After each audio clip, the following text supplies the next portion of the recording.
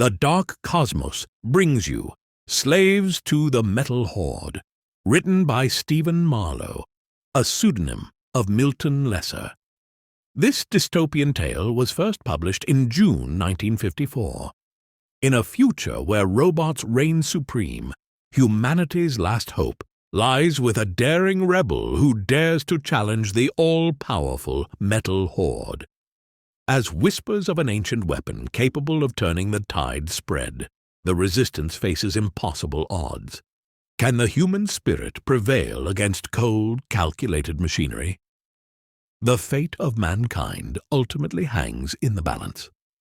Are you ready, dear cosmonauts? Let's begin our sci-fi journey with tonight's narrator, Mark Nelson. Chapter 1 of Slaves to the Metal Horde by Stephen Marlowe.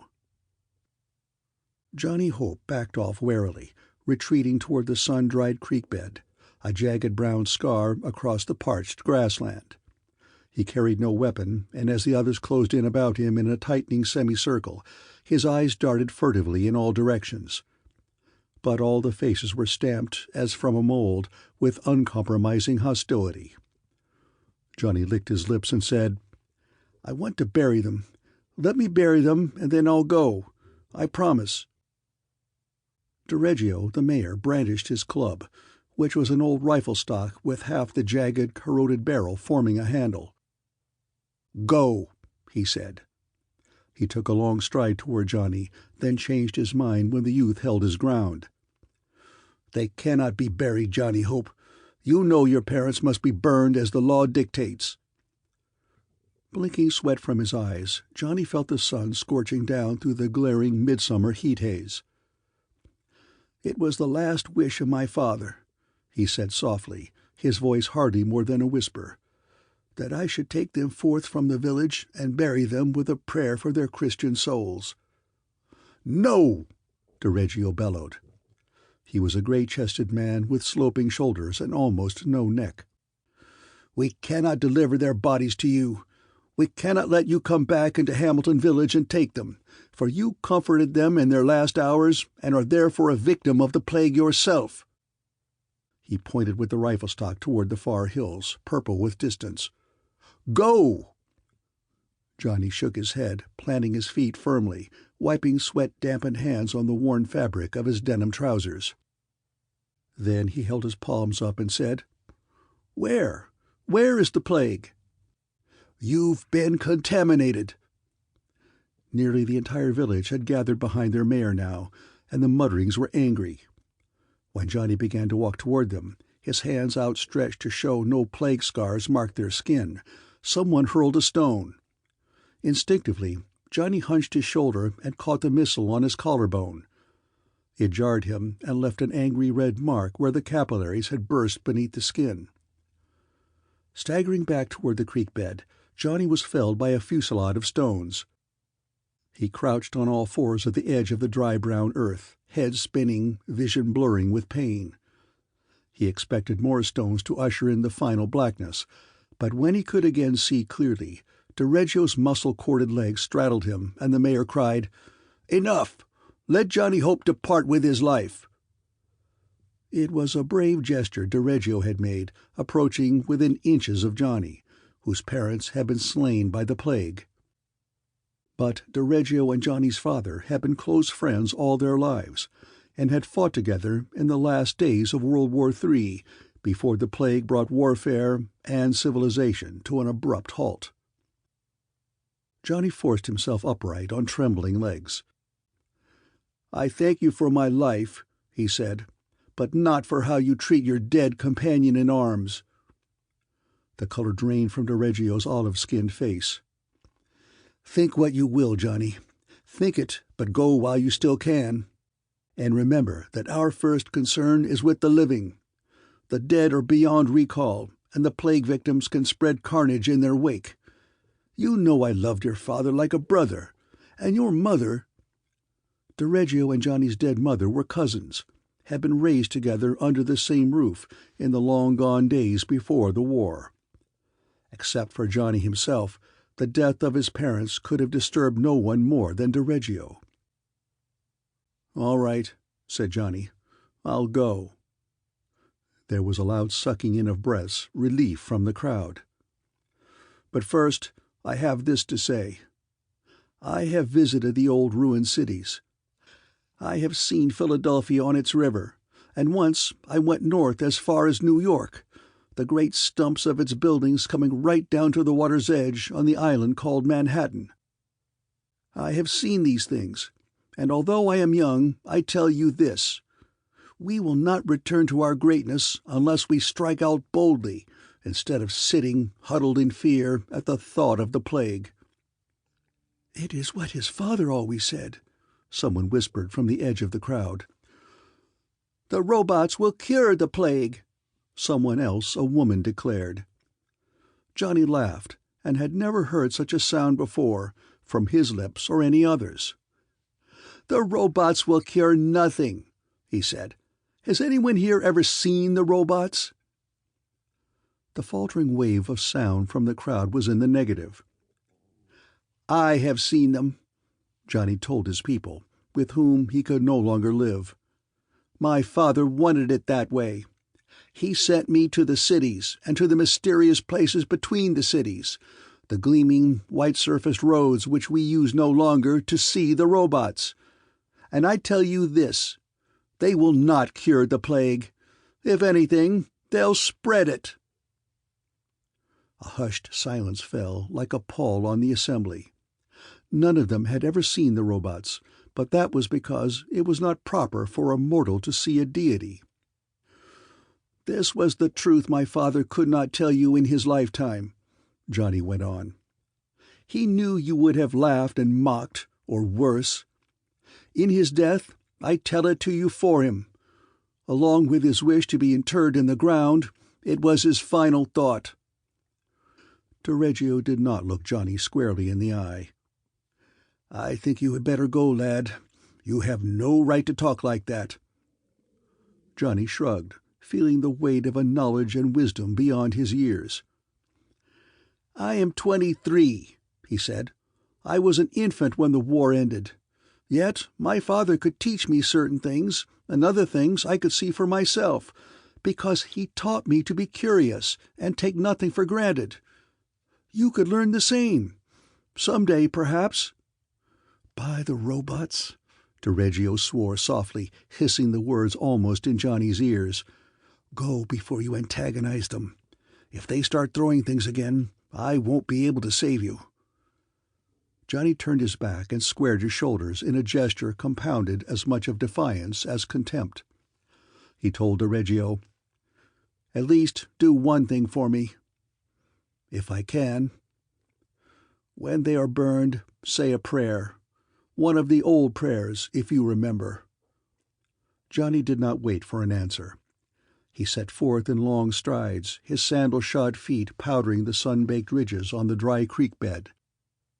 He did not once look back over his shoulder, but now, with the people gone and his pride no longer a barrier, he sobbed softly, thinking of his parents, who had died because they had to venture forth from Hamilton village to learn some of the truths which were hidden from their people, and so had come down with the plague.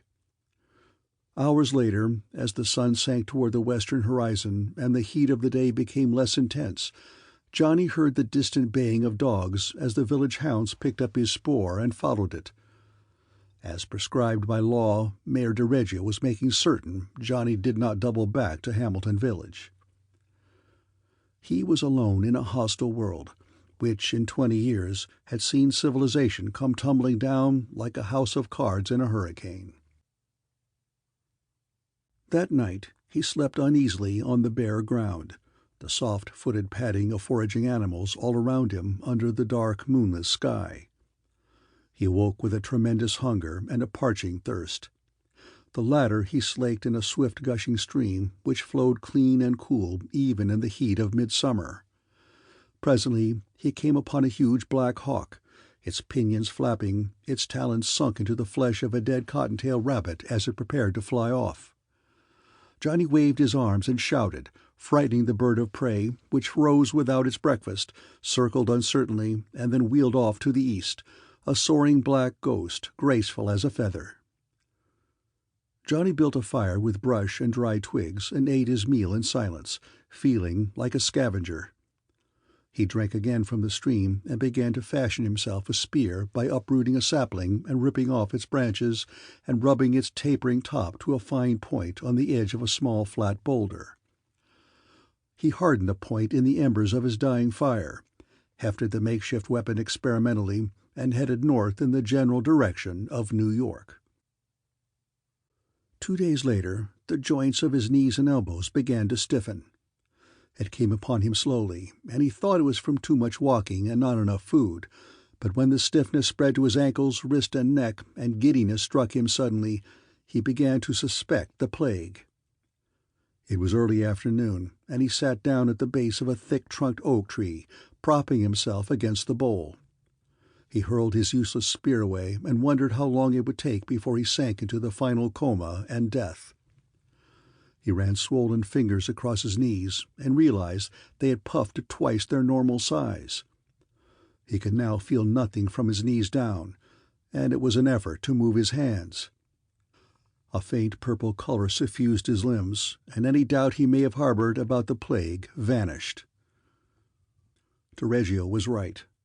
Johnny tried to rise and failed, rolling over helplessly to lie half in and half out of the cooling shade shed by the oak. The chills rushed up from his feet and engulfed him, followed at once by fever.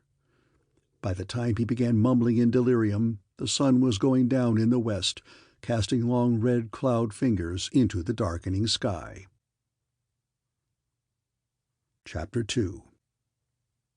Diane darted from the stream with a glad little cry, shaking the water from her long tawny hair, the droplets of water sparkling on her bronzed skin like diamonds, the long lithe lines of her body clothed only in the moisture until she found her buckskin shorts and halter and dressed. Life was comparatively simple and uncomplicated among the Shining Ones, and she, of all their encampment, remembered no other way. The others might look back with bitter longing or curse softly and futilely at the silver patches of skin at elbow and knee, which marked them as survivors of the plague, but not Diane. So what if they were shunned by others, by the non-afflicted people who clung so doggedly to their mean existence in the small villages? She had but to hunt and fish and evade the bands of roving robots, lest they conscript her in their services. The only other bane in her life was Harry Starbuck, and she could take care of herself where he was concerned. She could— Something stirred in the undergrowth to her left, and Diane could barely make out the flash of skin which said it was a man and not an animal. She finished fastening her halter as if she had seen or heard nothing, then abruptly picked up her hunting knife and said, "I hear you in there.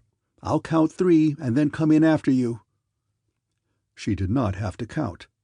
The bushes parted and Harry Starbuck emerged, his skin scratched by the brambles, his boyish face ridiculously out of place atop an over-muscled body, his knees and elbows covered by buckskin guards, an affectation common among the Shining Ones, but which Diane had always thought as silly as wearing eye patches because you did not like the color of your eyes. "You were watching me," Diane said angrily. "I warned you before, Harry." "There's no law," he boomed sullenly, his deep voice belonging to the overdeveloped body and not the boyish face. "I can go where I want to." Diane slapped the flat of her knife against her palm slowly. "Someday," she predicted, "this blade is going to feast on Starbuck. I mean that." Starbuck roared his laughter. "Then I'll be careful," he promised. "But meanwhile, you realize you can't marry anyone but a Shining One, and who of our people suits you more than—" "None of them suit me." "You're young. You have no family, no close friends to protect you. I should take you." Diane shrugged, then regretted it as Starbuck's small eyes feasted hungrily on the smooth play of muscle beneath the taut bronze skin. "Then go ahead, Harry.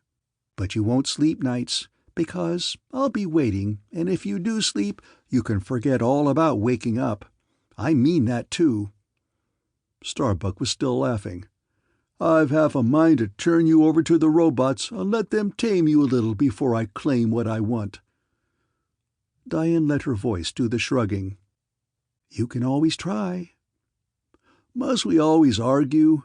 Starbuck demanded abruptly, petulance drawing down the corners of his lips. "I don't want to fight with you.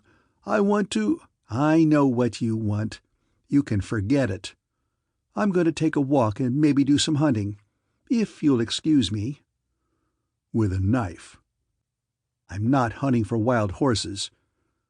"I think I'll go with you."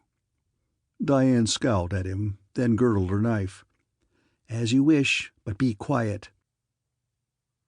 Grinning, Starbuck shortened his strides and matched her pace as she cut away from the stream and the undergrowth and headed toward the foothills of the Pocono Mountains in the distance, where plump, juicy rabbits hid behind every blade of grass. They walked in silence, the man's steps ponderous, the girl so quick and lithe her bare feet hardly seemed to touch the ground. In an hour they had reached another stream, wider than the first and running deep with swift, cool water. Diane immediately dived in and swam, then continued walking on the other side while Starbuck carefully searched out a ford and splashed across with the water up to his waist. By the time he overtook Diane, she was crouching, sitting on her bare heels, the line of her back damp under the buckskins, a long, graceful curve. "Take a look at this," she said, and pointed. Starbuck looked and saw the remains of a campfire at her feet. "Warm?" he asked. Diane shook her head. "But not completely cold. Several hours old. Probably made this morning. Probably there's someone nearby." "So what?" "So if he's alone, he's probably a shining one, and we have enough people in our camp now." "You always think competitively, Harry. One more man won't hurt your position in our tribe." "Well, if he's young, and if you—" "I'm not promised to you or anyone, and don't forget that. Besides, it doesn't have a thing to do with this." Diane peered expertly at the ground and soon picked up the stranger's spoor, where he had come out of the stream himself, probably after bathing, and started out on his day's journey. "Come on," she said, and Starbuck could either forego her company or follow her. He followed. The spoor became erratic. It wandered in circles, doubled back on itself, seemed either headed for no goal or incapable of reaching one. "He must have been hurt somehow," Diane mused. "He can't be very far." "What are you so curious about?" "Curious? I don't know. I'm just interested. Hello, up there." Diane sprinted up a short rise, leaving a surprised Starbuck pounding along several paces behind her. She found the man lying face down near a large oak tree. Although it was comparatively cool, his body was drenched with perspiration. Diane shook her head sadly at the swollen joints and purple discolorations. "They say it's a terrible thing," she told Starbuck as he panted up. "I don't remember. I was a baby." Starbuck shuddered. "I remember. Watch out, don't go near him." "What's the matter with you? We're immune." Starbuck nodded morosely. "Yes, immune. But he'll die anyway, so why don't we—" "Why don't we take him back with us, that's what. Don't kid me, Harry Starbuck. You're acting sympathetic only because you think I'll like that. Well, I happen to feel sorry for this man. I think we'll feel better if we help him." "Help him? He's as good as dead." "Are you dead? You had the plague. Am I?" "No, but maybe 1 out of 100 live. That isn't much of a chance for him." "It's a chance, though. Here, carry him." "What? Who, me? Now listen, Diane." Maybe a moonstruck Starbuck had his advantages. "Suit yourself, but don't expect me to speak to you again, ever." Starbuck considered this, then mumbled something under his breath which Diane could not hear. "All right," he said finally, "but I'm telling you, it's a waste of time." "I'll be the judge of that." Still grumbling, Starbuck picked the man up by one arm and one leg, staggered until he balanced his burden across one shoulder, then started back down toward the stream. "That's right," said Diane.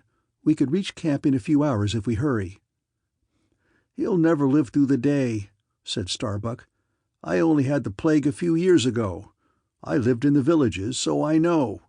He'll never live through the day. Just keep walking. If he dies, we can bury him." By the time they reached the stream again, Starbuck was covered with sweat.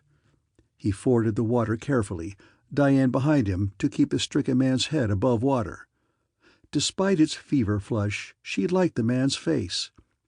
He was young, not much older than Diane herself, with dark hair and regular features, neither too boyish like Starbuck's, nor too craggy like most of the older men she knew.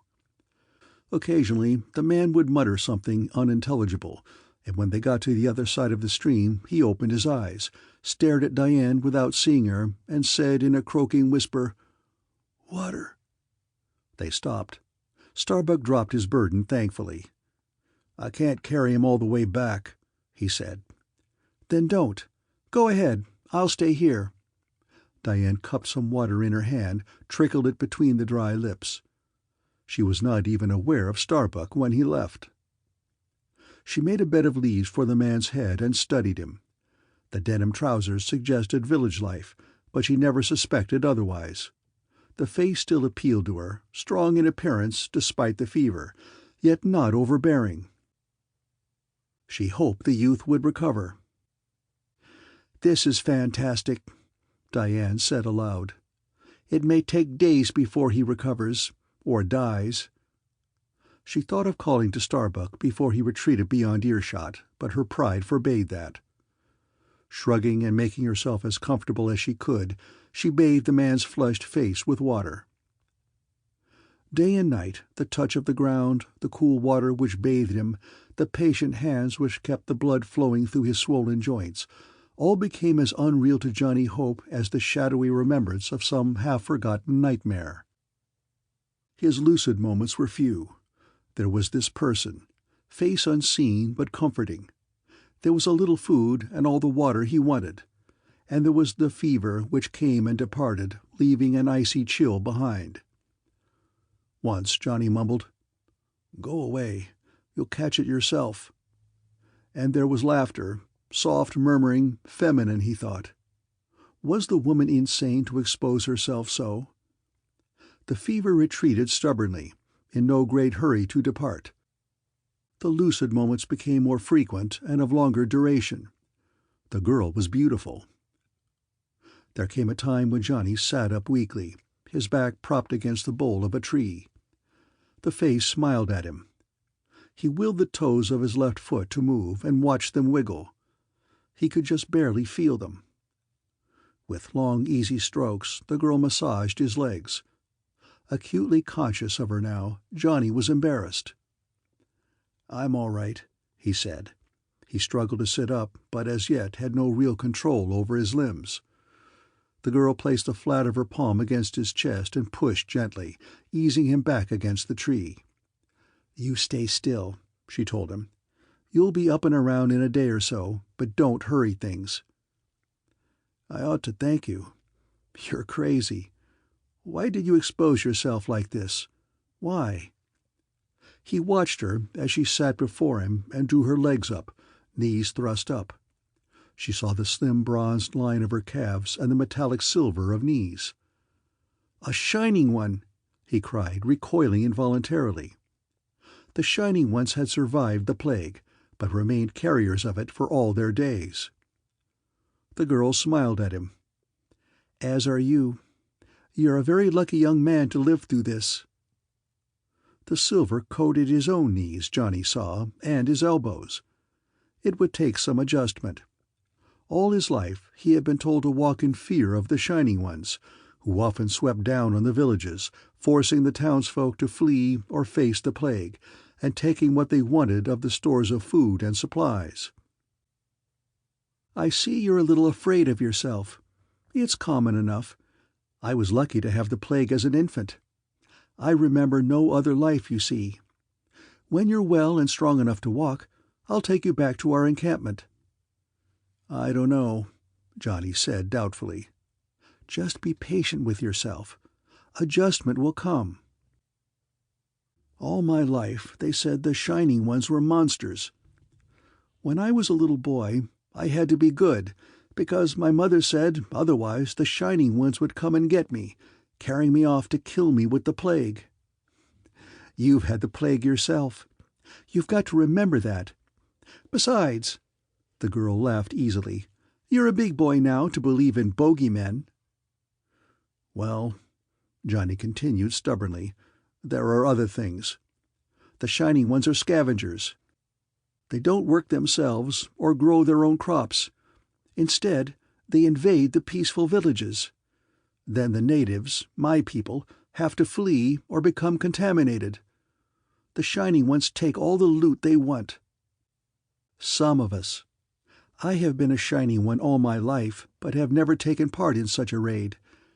We do not grow crops because we are not an agricultural people. We are nomadic and hunters." "Why?"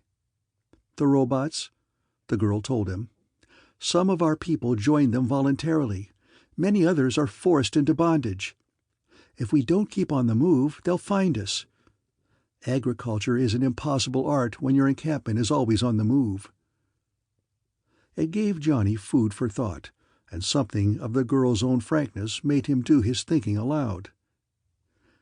"If I remain alone, I'll be a hermit. I've seen the hermit Shining Ones wandering through the hills, alone and friendless, wild men. If I go with you, I become almost an enemy of my own people. They are no longer your people. You must realize that.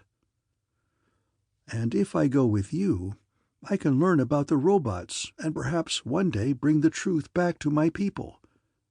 Tell me, do the robots cure the plague or spread it?" "They spread it." Johnny smiled grimly. "I'll go with you." 2 days and half a dozen good meals later, the girl helped him to his feet and nursed him along for his first few uncertain steps. But strength flowed back into his legs rapidly.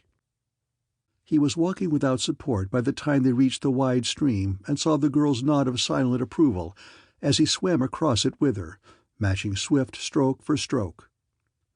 An hour went by, and Johnny became amazed at the speed of his recovery. He almost wanted to return to Hamilton Village and shout, "See, I survived! I'm back!" But he was a Shining One, a carrier, forever an exile from the people and the life he knew. And his own parents were dead, mute testimony of the havoc he might wreak among his people if he returned to them. They walked from the stream and shook the water from themselves and looked at each other, wet like that, and smiled. "I don't even know your name," said Johnny. "It's Diane." "I'm Johnny Hope. I want to—" "Johnny, get down!" He stood there surprised, staring foolishly.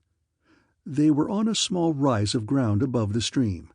The girl, who had fallen flat even as she hissed the command at him, was tugging at his legs. He dropped prone beside her, although he still failed to see the reason for her sudden alarm. She parted the undergrowth in front of them with her hands and said the one word, "Look." Johnny had never seen the robots this close before. For all their ungainly bulk, they trod the ground softly, walking, as he had always seen them at greater distances, in a long single-file column. They were huge antenna-topped creatures, their great cylindrical head sections bigger than a man, and gleaming a polished silver blue. Their eyes, 4 of them evenly spaced around the cylinder a foot or so below the antenna, white and bulging, with neither pupil nor lid. Their limbs many-jointed and metallic, various tool ends fastened securely instead of hands. The legs were attached to the small body, but 1/5 the size of the head. The arms came from the head itself, just below the unblinking eyes. "They must be 12 feet tall," Johnny whispered. "Shh! Softly! We're close to our encampment, and I don't want them to find us. They average 12 feet, Johnny." Johnny would never forget the sight. Many times he had watched the robots parading in thin-lined silence down the long, silent roads which men no longer used, but now he could have almost reached out and touched them. The absolute quiet was unnerving. The robots must have weighed close to a ton each, but walked with the stillness of stalking jungle cats. "Where are they going, Diane?" "I don't know. Who understands the ways of robots? Who can say?" Abruptly, Diane was still. Her eyes went big and wide, but she wasn't watching the robots. Directly in front of her face and staring at her from unblinking eyes, its body half-coiled and dappled with the sunlight which filtered down through the foliage, was a copperhead. The tongue darted out in a quick, blurring red streak. The head cleared the loose coils and swayed slightly from side to side. "Don't move." Johnny barely formed the words with his lips and hoped Diane would retain her presence of mind and obey him. A sudden motion would set the snake to striking. The file of robots paraded by just in front of them, an occasional joint creaking, metal skins polished to keen reflection. The copperhead was fully coiled now, head cocked flat and ugly and perfectly still. Johnny placed his hand on Diane's thigh and let it crawl upwards, as if of its own volition, with an agonizing lack of speed. Now his fingers had reached the edge of the buckskin shorts, and now they climbed on the smooth pelt. He could feel Diane trembling faintly, the motion unseen but felt. And now his fingers climbed to the girdling belt, grasped the haft of the hunting knife, slowly withdrew it, tiny fraction of an inch at a time. At last he had drawn the knife clear, easing it slowly toward his own body. He balanced it upon his palm, trying to judge the weight. He would have only one chance, for the quick motion of his arm would make the copperhead strike if he missed. Sweat rolled down his forehead and into his eyes, half blinding him. He cursed soundlessly, held his hand out flat, squinted, whipped it forward. A sigh escaped Diane's lips. There was an angry thrashing as the copperhead uncoiled, but the blade had pinned it to the ground, piercing the body just below the flat head. Ignoring the column of robots now, Johnny crawled forward swiftly, grasped the knife and drew it cleanly toward him. The head was severed from the body. The body thrashed furiously, then lay still in death. The robots marched on, oblivious of the drama which had unfolded at their metal-clawed feet. The last robot glided by. The long line retreated into the woodland, vanished. Diane stood up, still trembling. "It took me 3 days to save your life," she said. "You saved mine in seconds." Johnny handed her the knife. "Let's find your people," he said. Chapter 3. It was Harry Starbuck who met them when they emerged from a long, winding defile overgrown with vegetation. The defile opened into a depression, perhaps half a mile wide, surrounded on all sides by low hills, steep-sloped and blue-green with pine. Unless the robots happened upon the almost hidden defile, Diane's Shining Ones could not have selected a better hiding place for their present encampment. Starbuck greeted Diane with, "In this case you had more luck than brains. I see he has survived." "He's one of us now." When she said that, Johnny looked down at his silver knees self-consciously. In time, he hoped, he would grow accustomed to it. But right now he felt himself somehow between two worlds, divorced from his own people but not ready to accept the nomadic existence of the Shining Ones. Starbuck grinned without humor. "Well, then he's in time to help us move, although I'm opposed to it." "To what?" Diane demanded angrily. "To Johnny? That's just too bad." "Will you let me finish? Not to Johnny, if that's his name. To the move. Kelleher has decided we have to move because a band of robots trooped through earlier today. Maybe you saw them." "We certainly did," Diane informed him. "Well, I don't like it. Every time the robots pass, we have to start all over. What's so bad about the robots anyway? They never bother us, do they?" "They conscript us, whether we like it or not." "Well, what of it? Rumor has it the conscriptees live like kings anyhow. We've got nothing to fear from the robots." "That's a matter of opinion, Harry." At that moment another man joined them. Johnny hardly had time to realize that he did not like the man named Harry. The newcomer was a big man, bigger than DiReggio, with huge shoulders almost 3 feet across, and a long mane of graying hair almost reaching them. He wore a beard, spade-shaped and also gray, and covered his legs not with the expected buckskin, but with khaki trousers he had probably stolen from one of the villages. He greeted Diane briefly, then said, "Starbuck here told me how you were going to nurse a plague victim back to health. Is this the man?" Diane nodded, and Kelleher stuck out a powerful hand which Johnny pumped vigorously. "Glad to have you with us, son. In time you'll learn we're not the monsters you were led to believe all your life. But mark me, you owe your allegiance to us henceforth, provided you decide to stay." Johnny did not have to be introduced. Starbuck had mentioned a man named Kelleher as their leader, and the newcomer spoke not with the bluster and arrogance of a leader unsure of his position, but with the calm self-assurance of a respected and powerful chieftain. Kelleher would make a first-rate friend, but a terrible enemy. "He'll stay," Diane spoke for Johnny. "He doesn't look like a hermit, does he?" "Never can tell. Where are you from, son?" "Hamilton Village." Kelleher's smile was wry, almost rueful. "Will you put in with us?" "I guess so." Kelleher shrugged, then took Diane aside and whispered to her. After that the big man turned and walked away. Diane was quiet. "What's the matter?" Johnny wanted to know. "Does he always smile like that?" "No, Johnny." "Then tell me." "We're going to leave this area because of the robots. Starbuck already told you that.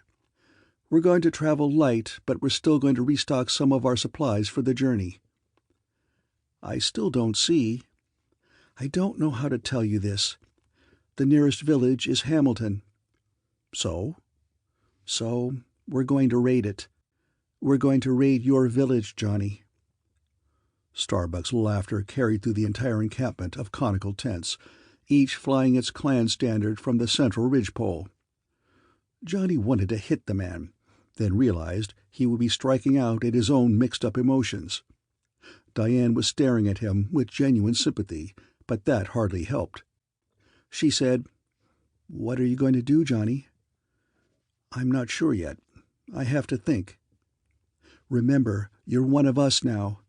Any time you doubt that, look at your knees or elbows. You're a shining one, make no mistake." Yes, a shining one. But Hamilton Village had been his home. "We don't harm anyone," Diane explained. "I told you I take no part in the raids. I don't know why, for they're harmless." "I saw one once when I was a young boy, before my people came to Hamilton Village to build their homes. The Shining Ones came down from the hills and simply walked into the village. There was no resistance. Our sentries gave us warning, but it hardly helped. We packed what we could and fled, leaving most of our supplies and equipment behind, leaving an entire village which we had called home but which we could never see again. The Shining Ones contaminate." "Yes, we do. You do. The villagers can't fight us. We could walk down there unarmed and take what we want. Maybe that's why I prefer to hunt instead, I'm not sure, Johnny. What are you going to do?" She took his hand impulsively in hers and squeezed it. They hardly knew each other, but they had saved each other's life. "I wish I knew." He withdrew his hand awkwardly. He liked Diane, perhaps too much. But until he made up his mind, she was a potential enemy. Soon Kelleher returned to them, not alone this time. A dozen men crowded behind him, and others were leaving the tents of the various clans to join them. "Did you tell me his name?" Kelleher asked Diane. No, he's Johnny Hope." "Well, Hope, get a good meal under your belt, and we're off. We leave for Hamilton Village later this afternoon. You ought to be able to tell us exactly where to find whatever we want once we get there." Could a man change his allegiance overnight because he now was different physically? Johnny's heart was still in Hamilton, even if he had been stoned from the village and his parents had been burned as prescribed by law. But the rest of his life he would be a Shining One. For a time he watched while Diane fixed his venison dinner, savoring the rich, gamey aroma. Then he slipped silently from the encampment. Often Dereggio would come to the large boulder 1/2 mile north of Hamilton Village and sun himself contentedly, forgetting for the time at least the problems of his office. This rock was no secret. Any villager, not finding Dereggio in Hamilton itself, would know where to look for him. Now he had almost drifted off into slumber. He always found this half-awake time most pleasant for dreaming. Then he could conjure visions of the old days, of the lost cities with the beat of their traffic pulse and the winking kaleidoscope of their electric lights, and the driving madness of their people, which kept them seething with activity around the clock. He never traveled to the deserted cities himself, as youngsters like Johnny Hope did, because their crumbling masonry and bomb-scarred streets saddened him. And besides, the robots had taken over many of the cities, and since no one had ever bothered to tabulate them, you were never sure when a city was deserted and when it was not. Better to dream of the old days. "Dereggio, wake up." It was Sheldon Hope, his old comrade in arms, who had fought halfway across a world with him while civilization crumbled to ruin all about them. Shell boy. "Wake up, Dereggio. It's Johnny Hope." Dereggio sat bolt upright, circles of light floating on blackness before his eyes from too much sun. "Johnny, go away. They'll kill you if they find you here. Are you crazy? Keep away from me." Dereggio stood up and backed off, watching Johnny. "You have no business coming here. You—" Dereggio saw the shining knees, the silver elbows. "The plague. You survived it. You're a—" "Shining One," Johnny finished for him as the mayor's voice trailed off. "A carrier. That's even worse. I was hoping I would find you here. I knew I couldn't go down into Hamilton. You haven't much time." "What are you talking about?" "Shining Ones," Johnny said quickly. "Hundreds of them, coming to raid Hamilton Village. They are on their way now. You'll have to leave, but I thought if I warned you, you could have some time to take your belongings." Dereggio accepted the fact without question, but with sadness.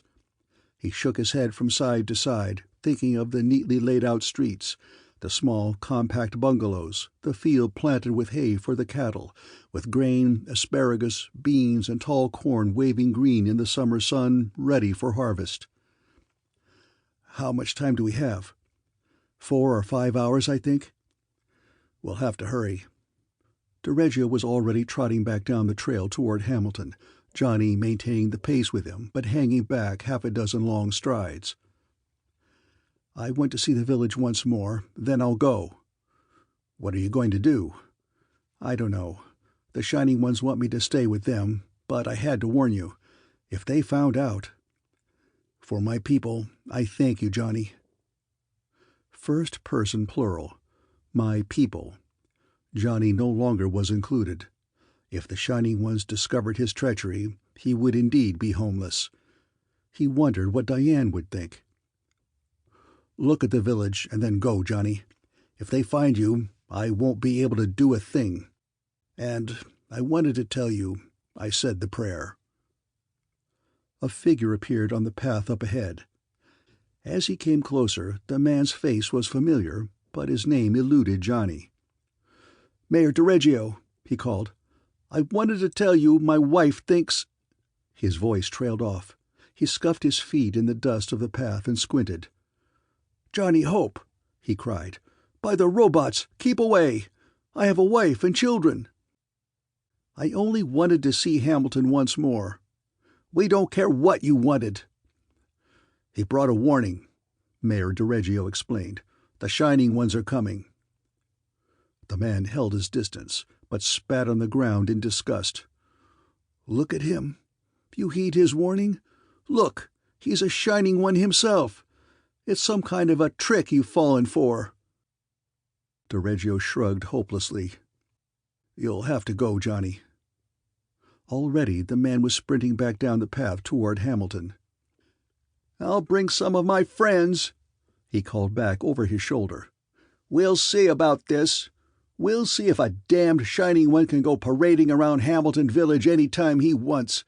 And you've got some explaining to do, DiReggio." Then the man was gone. DiReggio turned to Johnny, almost shaking hands with him from force of habit, then drawing away in self-conscious confusion. "Good luck, boy. We'll be moving, despite what Lawford said. Don't try to follow us." "I hope I haven't got you into any trouble." "It won't be the first time." "Thanks for the prayer. They would have liked that." When DiReggio looked up, Johnny Hope had vanished into the woods. Starbuck led one party of Shining Ones toward Hamilton from the north, while Kelleher took the main band in from the east. They never reached the village, though. Each leader saw the black pall of smoke rising long before he reached Hamilton. Each knew the village had been put to the torch. They met on high ground northeast of the flaming town and watched the fire, fanned by a strong summer wind, burn itself to embers and leave the charred skeleton of a village behind it. "They got word," Starbuck said, waiting for Kelleher to draw his own conclusions.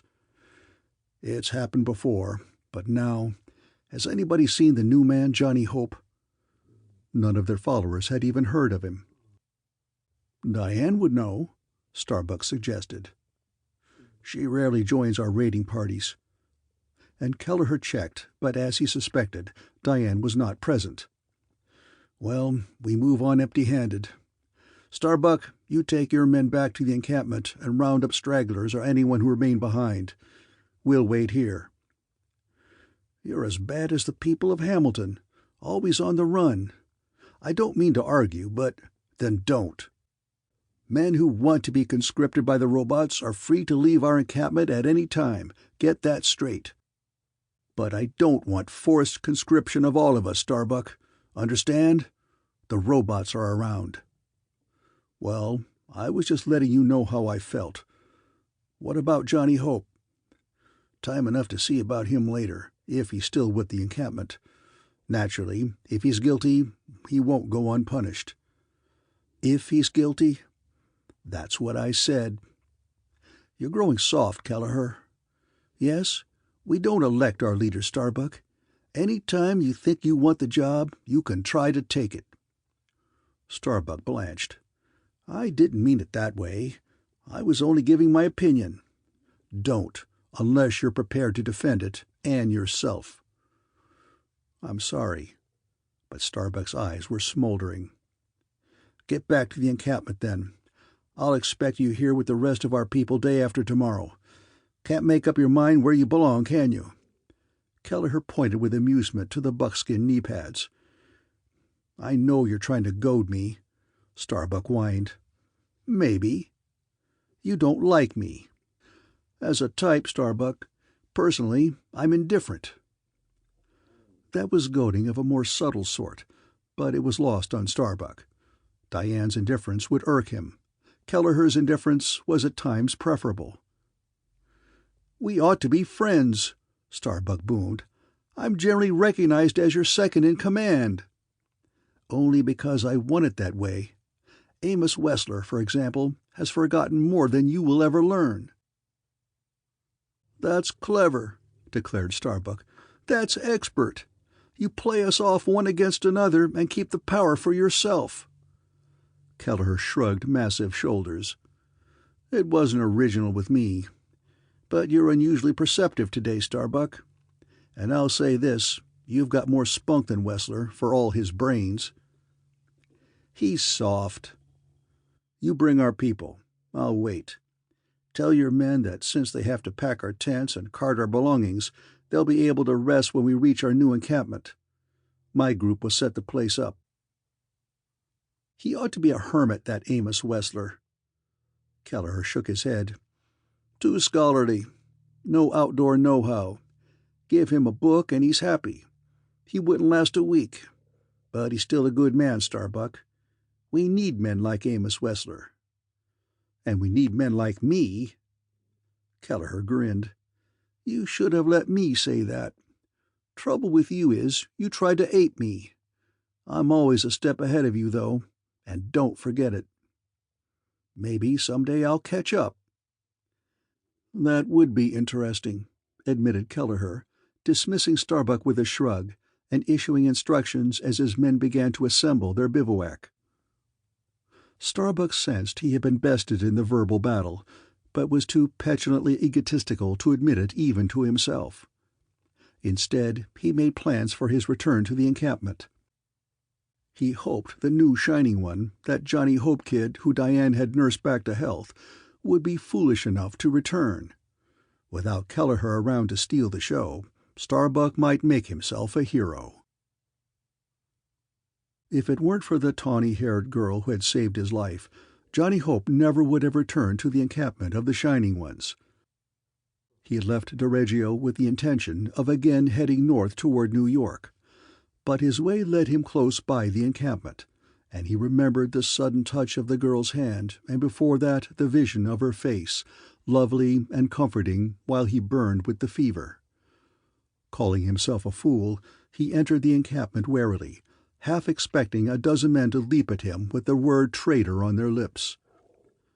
But the camp was almost deserted, and no one paid him any heed. He found Diane returning from the hunt with a small deer, its antlers not yet branching, slung across her shoulders. She dropped the dead animal with a happy shout and ran to Johnny. "I'm so glad you're back." "I'm glad to see you, too." Then the smile left her face. "Did you warn them?" Johnny considered his answer. Well, he had returned because he wanted to see the girl. It would be senseless if he were not honest with her. "I had to," he said. She nodded slowly. "It isn't hard for me to understand. They were your people. But tell me, does anyone know?" "I'm not sure. When they find the village deserted and probably burned, though, they'll know." "Yes." Diane agreed with him, then snapped her fingers. "But not if I say you were with me all the time. See, you even went out hunting with me. We caught this fawn together." "You'd be lying to protect me. You may get yourself into trouble." "How? It's my word against a lot of guessing." "I can't let you take the chance." "It's no chance at all. I want to do it. I want you to be one of us, Johnny. We all don't raid villages.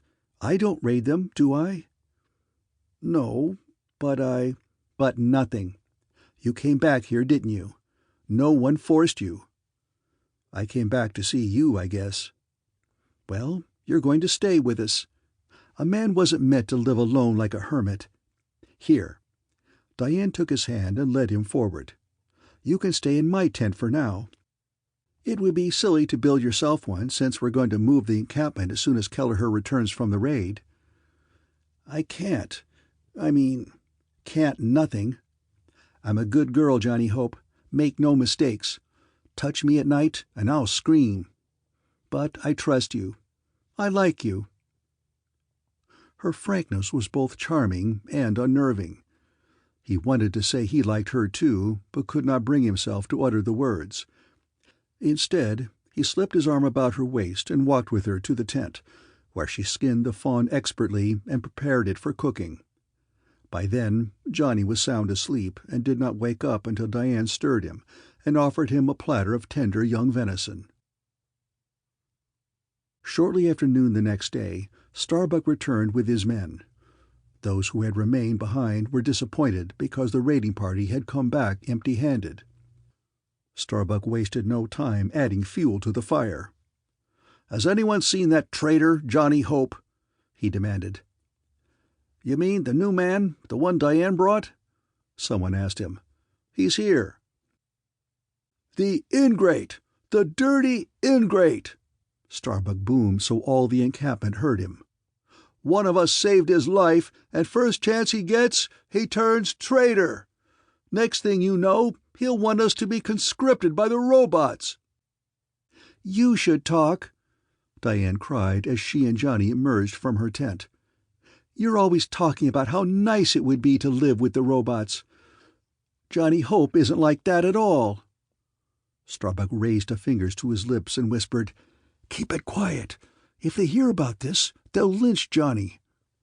"All of a sudden you want to keep it quiet," Diane hissed at him. "That's right, softly." "Well, for your information, Johnny was with me all along. We went hunting yesterday, just the two of us. Didn't we, Johnny?" Johnny mumbled something under his breath and waited for Starbuck to speak. Suddenly the man was shouting again. He slapped Diane on the shoulder, smiled, roared, "Thank you, Diane, thank you! I thought so. Did you all hear her? Diane told me she saw this man sneak off to warn Hamilton Village yesterday." "That's a rotten lie!" Diane cried. But Starbuck smiled blandly. "That's all right. I know you didn't want him to know you told me, but there's nothing to worry about. You all heard her, didn't you?" "We heard her whispering something to you," one of the men admitted. "She whispered because she didn't want the traitor to hear. She was afraid. She should have known we'd protect her. I'm surprised at you, Diane." For answer, she flew at him with her knife. He laughed softly, so softly that only she heard it. A shocked look appeared on his face as he parried the blow, twisted her arm up, spun her around, and held her that way while she writhed helplessly and dropped the knife to the ground. "I don't know what's the matter with you," he said. He still looked shocked. "That should be proof enough," she panted. "I never told Starbuck what he claims." "If you're covering up, I can only assume you went with him. I am deeply shocked." "I did not go with him. I was hunting." "Then you admit he went." "I didn't admit anything. You are hurting me." Starbuck's big hand had twisted her wrist painfully. He gave no indication of letting her go. "She said you're hurting her," Johnny snarled. "Let her go." "I'm all right," Diane said. Starbuck was going to let her go, but Johnny did not wait. He circled Starbuck's arm with his hand and wrenched until the bigger man bellowed and released Diane. "Good," Johnny said. "I have no fight with you, but—" He had turned to look at Diane when Starbuck's balled fist slammed against the side of his jaw, knocking him down. He sat there dazed, uncomprehending because he had not seen the blow coming. But Starbuck stood above him, fists clenched, and that was enough to tell him. "I still have no fight with you," Johnny said softly. He thought he could have taken the bigger man, and at this moment could think of nothing he would rather do. But Starbuck had already accused Diane of being his accomplice, and he did not want to involve the girl further. He hoped Starbuck would be content to boast about his one-punch victory instead. "Scared?" Starbuck leered down at him, prodding his ribs with one foot. "Get up and punch his teeth in," Diane pleaded. But Johnny remained sitting on the ground, and shook his head. He explored his jaw gingerly with the fingers of one hand, as if the thought of rising to take more of the same frightened him. His time of reckoning with Starbuck would come, he promised himself, but now wasn't the time, not when it might involve Diane. "You're not going to sit there," Diane insisted. "Don't just sit there." Johnny shrugged. "Fighting him won't prove anything." He climbed to his feet and retreated out of Starbuck's range. He was the picture of abject cowardice, and hoped it would inflate Starbuck's ego sufficiently to make him forget the charges he had brought against Diane. Starbuck was smiling smugly and booming something about letting Kelleher decide what to do about Johnny Hope after they moved the encampment. But when Johnny stalked away from him toward Diane, calling her name, she presented him only with a stiff, haughty back, and by the time he reached the tent, the flap was down and tied securely. Johnny heard sobbing from within. A few moments later, Starbuck and another man came and led him to a different tent, where he remained under guard until the encampment had been broken, the tents and equipment packed and ready to move, the people assembled in the square clearing which now was dotted with folded tents and bedding rolls. "Let's move it!" Starbuck roared in his booming voice. The men stooped for their burdens. The few horses carried 3-4 times their normal loads. Starbuck waved the group forward dramatically, aware of his moment and making the most of it. They marched double file into the narrow ravine and were soon well on their way toward where Kelleher waited. Chapter 4. 6317B was 20 years old, but a trip to the repair bays every time he returned to New York City kept his barrel steel body gleaming as if it had rolled but yesterday from the assembly lines. Now 6317B could sense a stiffness in the second joint of his left leg and suspected corrosion. He was looking forward with keen anticipation to the time in the near future when he would stretch out in the repair bay and have his worn parts exchanged. That, however, was not on his primary level of thought. While not unique with 6317B, the secondary level was not universal among the robots, for the idea of individual sentience had crept into the original plans only accidentally. On his primary level of thought, 6317B was in closer rapport with Central Intelligence than the 300 robots stretched out in a long sun-reflecting line behind him. Like Central Intelligence itself, and unlike the few humans who thought of such things, 6317B believed that matter and energy were not merely components of one another, but are actually the same thing. Thus he explained his greater primary level of thought by saying that the energy-matter bridge connecting him with Central Intelligence, invisible but measurable in quanta as was his body, was stronger than most. On the social level, this gave 6317B leadership of the 300. Thought quanta crackled back and forth between 6317B and Central Intelligence in New York, and as on all such occasions, 6317B was not sure how much of the conversation reached the other robots. "Hamilton Village is aflame," 6317B thought. "Did you fire it?" The answer was immediate and angry. "Certainly not. We arrived too late to prevent it." "Yet your scouts reported the village was going to move out. You know a moving village may or may not remain together. As often as not, it separates into small bands, which will spread out and find their way to distant communities. An ideal means of spreading the plague, although I need not remind you of that." "I am aware." "The error is unpardonable, unless the villagers have not yet fled." "Unfortunately, they have." "Then another opportunity slips through our fingers. 6317B, upon your return, you are to report to the intelligence bays for a re-examination of your rapport synapses." But nothing. The thought communication crackled to silence. 6317B made the mental equivalent of a sigh. Such re-examinations, he knew from bitter experience, were shams. Reshuffling was more like it. At a whim of Central Intelligence, he might become nothing but a second-class robot. On the surface, Intelligence would discover a flaw in his synapses.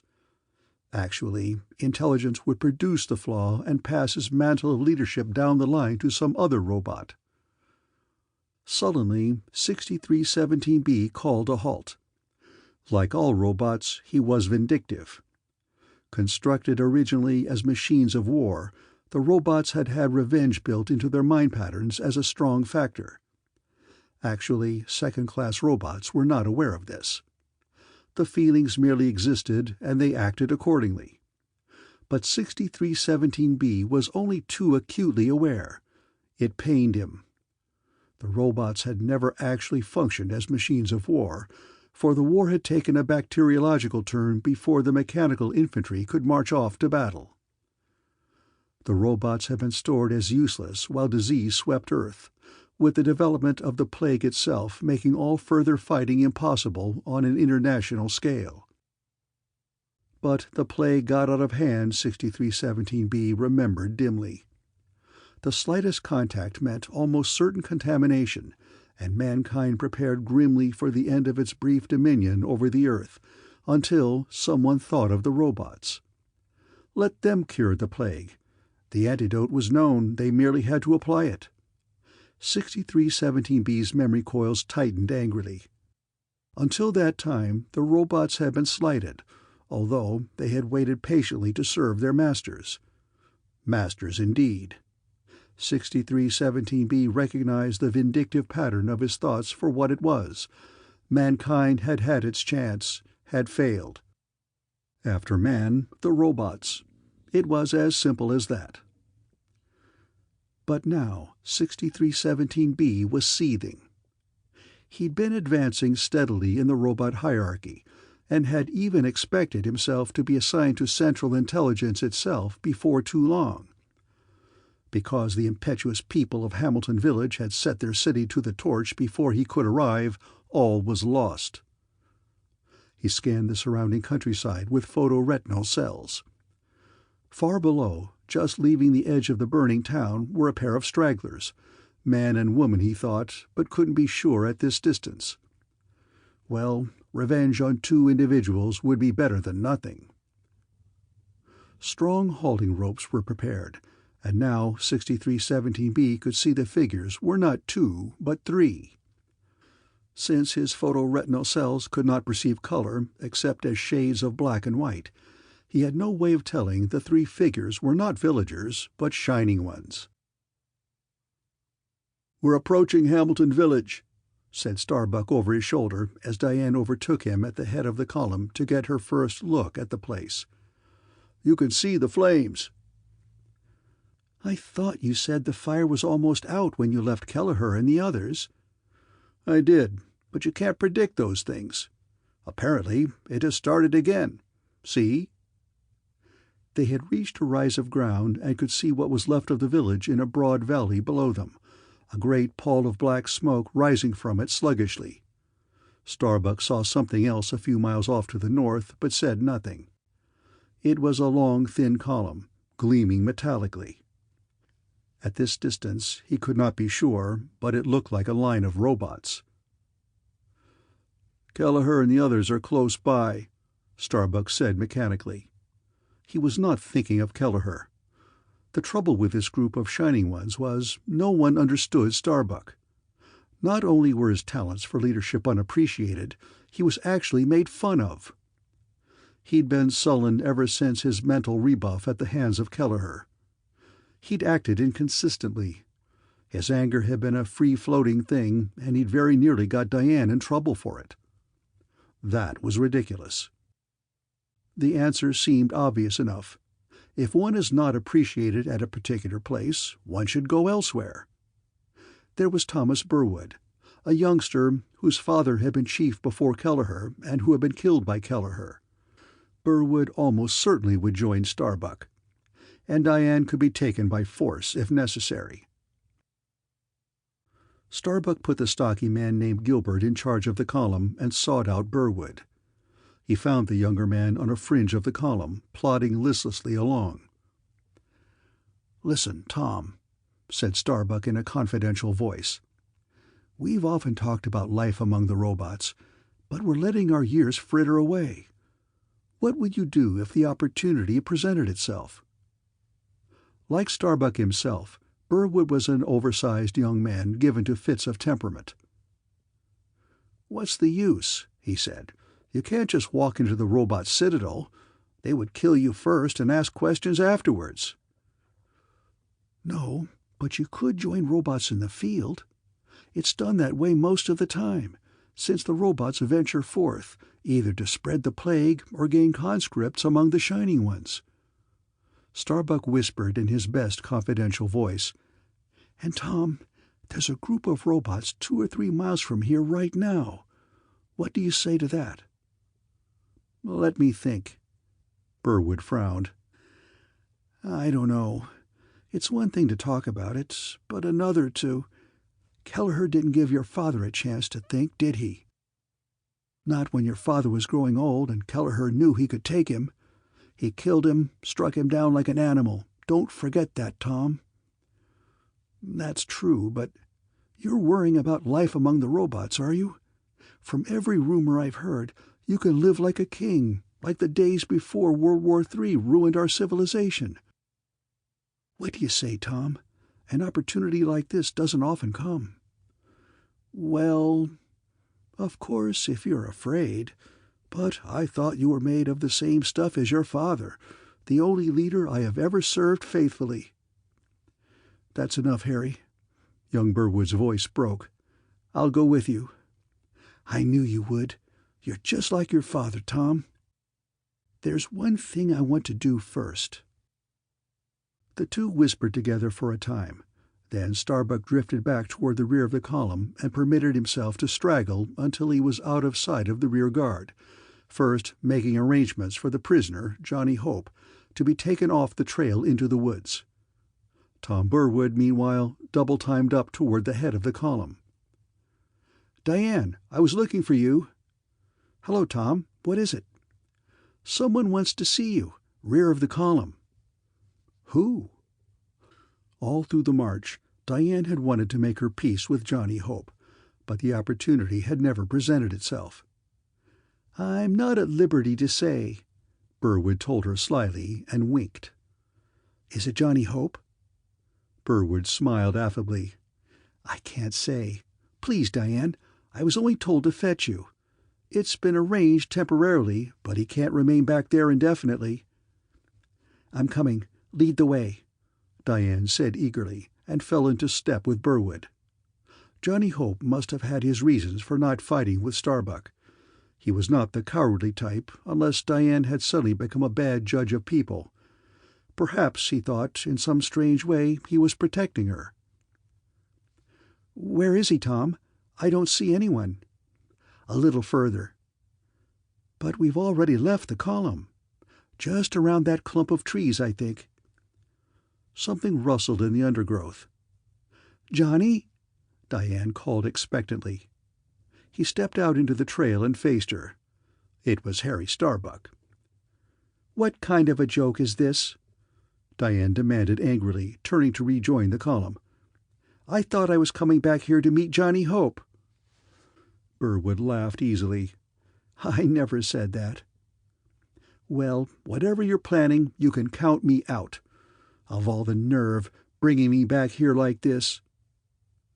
"Would you like to see Johnny Hope alive?" Starbuck asked in a conversational tone. "What do you mean by that?"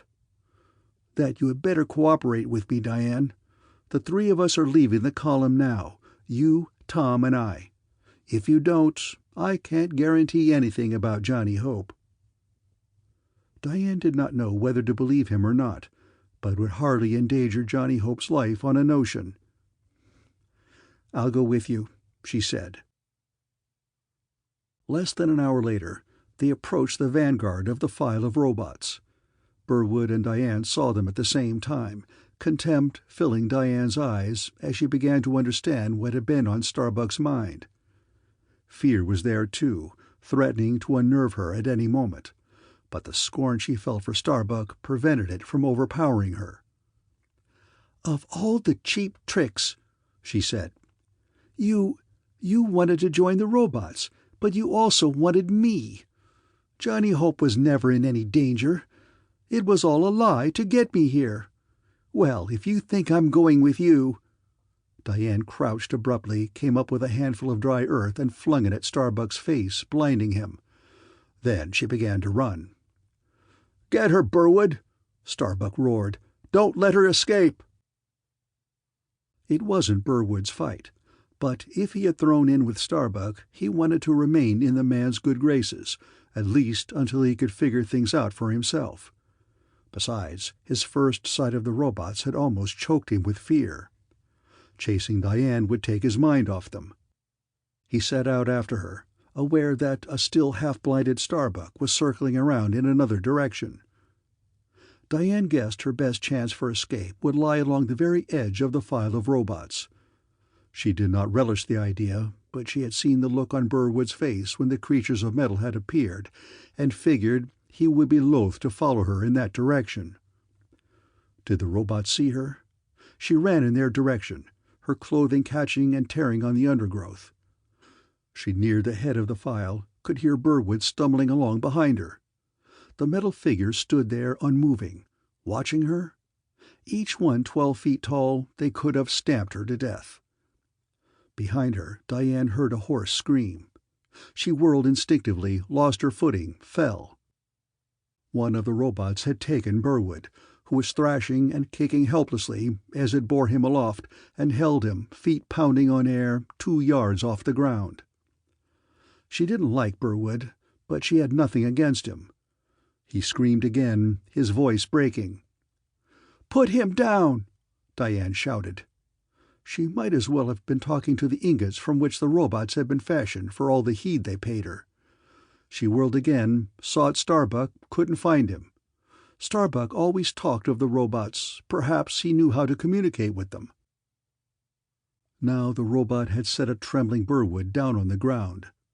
Now a great noose of rope was drawn about his neck, its other end slung over the branch of a huge, bare-limbed tree. Now... Something neither warm nor cold touched Diane, grasped her about the middle, lifted her. It was a nightmare. It was unreal, not happening to her. The ground spun giddily, all vision receded behind a wave of vertigo, then returned, still spinning. Diane clawed at the metal head, at the hard, unblinking eyes, scraping uselessly. She might as well try to scrape down the side of a mountain with her fingernails. Burwood was hanging. Feet dangling, arms bound behind him, he twisted and writhed in his last death agony. Diane shuddered, turning away, striking her head sharply against the hard metal of the robot. When her vision cleared again, she was on the ground, another robot stalking soundlessly toward her for all its great bulk, a noose identical to the one from which Burwood dangled, suspended from its metal hand. But the scene had changed, Diane realized wildly. A great airship, a rocket, had landed midway between the file of robots and the burning village. Vaguely, she remembered that Starbuck had once said only robots from the Citadel itself used the rockets, since only a few remained from man's last great war. Starbuck was nearby, shaking but holding his ground, shouting at the robots as if his very life depended on it. And Diane thought despairingly, it did. "Leave her be!" Starbuck cried. "You're making a terrible mistake. We're not from the village. We're Shining Ones. We're Shining Ones, I tell you. We came here to join you, to be conscripted. We want to work for the robots. See? We're Shining Ones." Did they understand? Diane couldn't tell. The robots with the noose reached down and grabbed her, drawing her aloft again. She wanted to scream, but all her energy could bring forth only a whimper. She wanted to shut her eyes tightly and wake up, trembling but otherwise all right in her tent. She could feel a lurching motion as the robot began to move.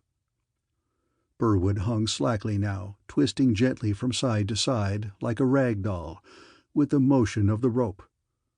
Diane fainted.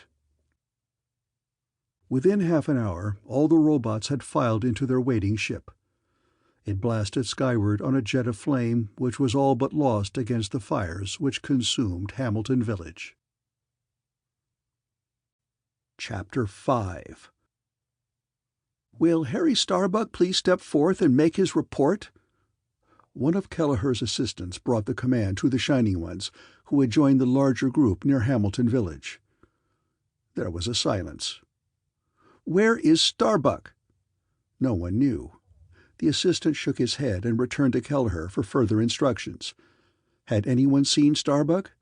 A short while ago, yes. Not for the past hour, though.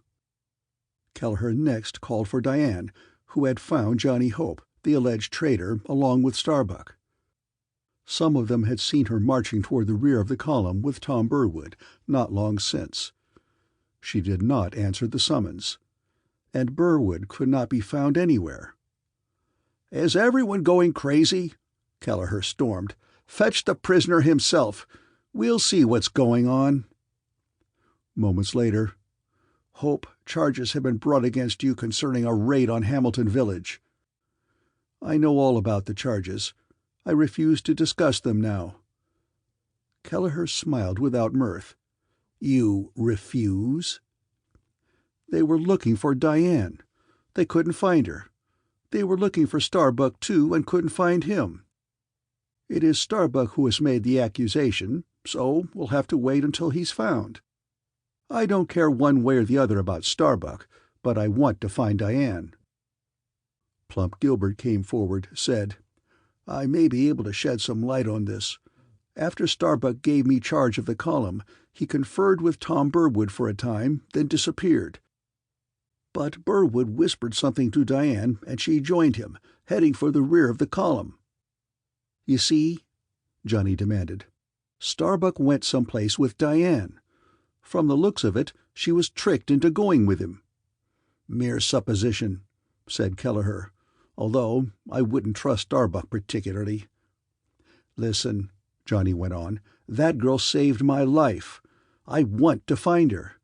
Since you can't try my case until Starbuck is found, let me look for them, and how do we know you will return?" "My word," said Johnny, but the look on Kelleher's face said that would never satisfy him.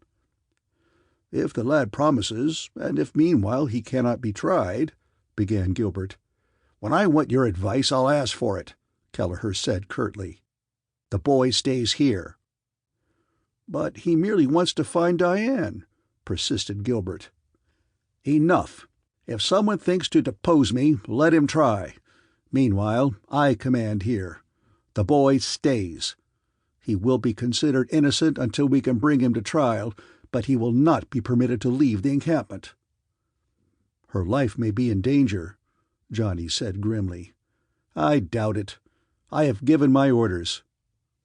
"They don't satisfy me," Johnny told Kelleher bluntly. "Am I to be regarded as prisoner or member of the community until my trial?" "You are one of us, a shining one, until proven guilty. It is the way of our law." "In that case," Johnny informed him, "I challenge your right to rule. I would depose you." Even as he spoke the words, Johnny doubted their wisdom. Kelleher was large and powerful. Johnny had recently recovered from the plague and did not feel fully himself. Still, he had to find Diane, and if there was no other way— Kelleher was grinning. "Perhaps you do not know what that entails. I'll admit it's primitive. Upon your challenge, we fight. Not with weapons, Johnny Hope, with our bare hands. Call it a peculiarity of mine, but I prefer brute strength. It is as if civilization, in closing its book for mankind, has put men like me in its stead. The ballot, the tribunal, the town meeting, all these are sophistications leading ultimately back along the road to civilization. If that means another war, and a worse one, I want no part of it. Small communities, living by mean strength, fighting for their existence tooth and nail, can't start a civilization growing. The level I want to maintain is physical, brutal, elemental. Knowing that, do you still challenge my right?" Kelleher folded huge muscled arms across his massive chest and stared with scorn at Johnny. "Well?" "I was aware of that. The answer is yes." "Then we can start making arrangements for the time and place. Would you prefer it on our journey before we reach a new permanent encampment, or after we have arrived to set up camp? You still look pale from your time with the plague, my young friend." "I prefer it right here," Johnny said. "I can't wait. Right here and right now." The sudden complete silence was broken by Kelleher's explosive laughter as he unbuckled his weapon belt and let it fall with knife and club to the ground. "What do you think, Diane?" "Don't speak to me. I think it was a dirty trick, but I should have expected it from you." "And you let Tom Burwood die, too." "I couldn't do anything about that," Starbuck protested. I tried. By the time I got through to them, Burwood was already dead. As it is, I saved your life." "For this?" Diane gestured around her scornfully to take in the tiny cubicle aboard the rocket which they occupied. After depositing them within it 10 minutes before, the robots had ignored them. "I'm surprised at you. Have some patience, Diane. Some day you'll be grateful I took you along. You're young. You have no idea what life could be like in a civilized place." "Do you? How do you know how the robots treat people?" "I've heard rumors. We all have. But I'm older than I look. I was a small boy before the war, Diane. But I remember. The luxuries, the comforts. You'll see." "I ought to kill you," Diane said coldly. Starbuck blanched. "I might, too, first chance I get. You're so self-centered, you're almost inhuman. But maybe I'm dumb enough to think you'll realize your mistake someday, and 2 of us will have a better chance of getting away than 1.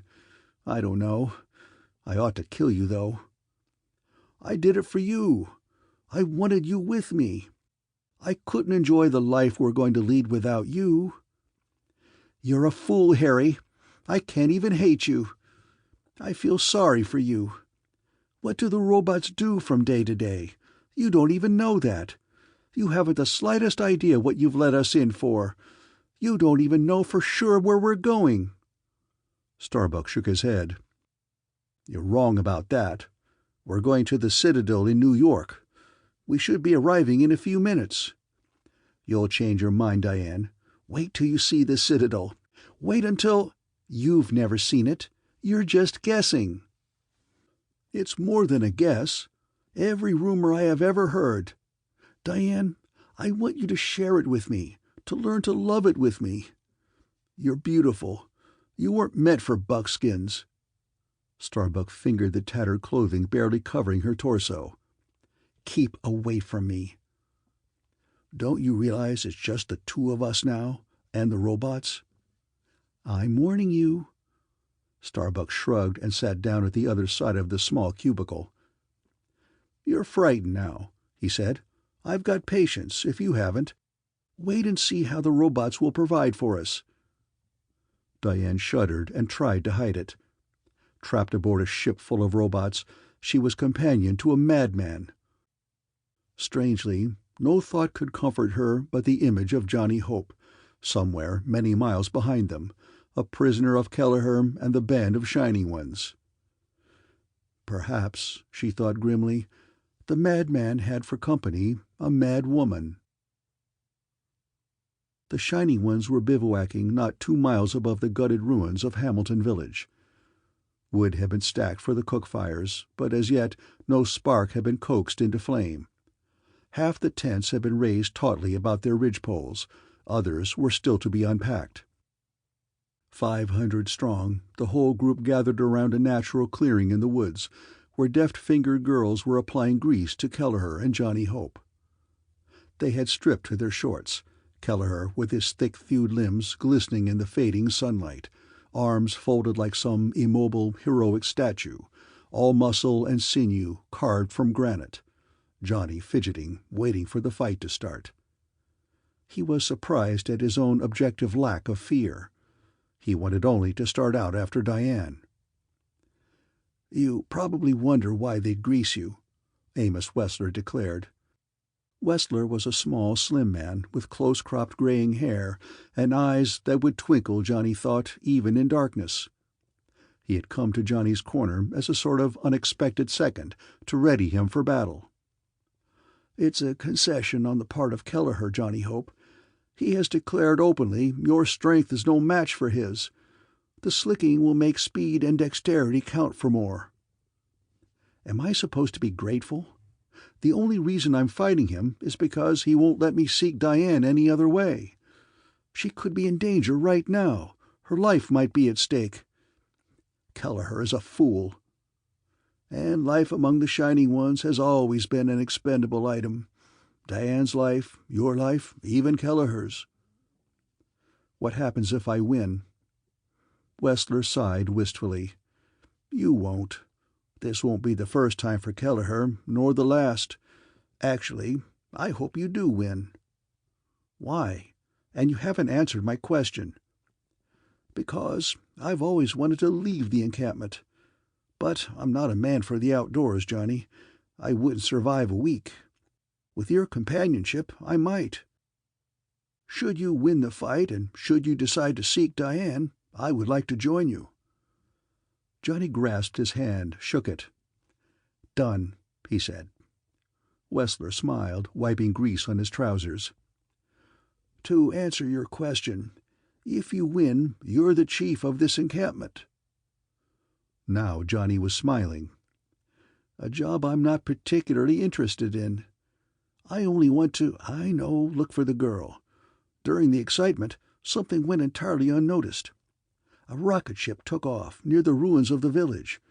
Rockets mean robots, and from the Citadel. Tell me, Johnny Hope, if the trail leads there, will you follow?" Johnny shrugged. "I hadn't thought of that. I didn't realize the robots were near."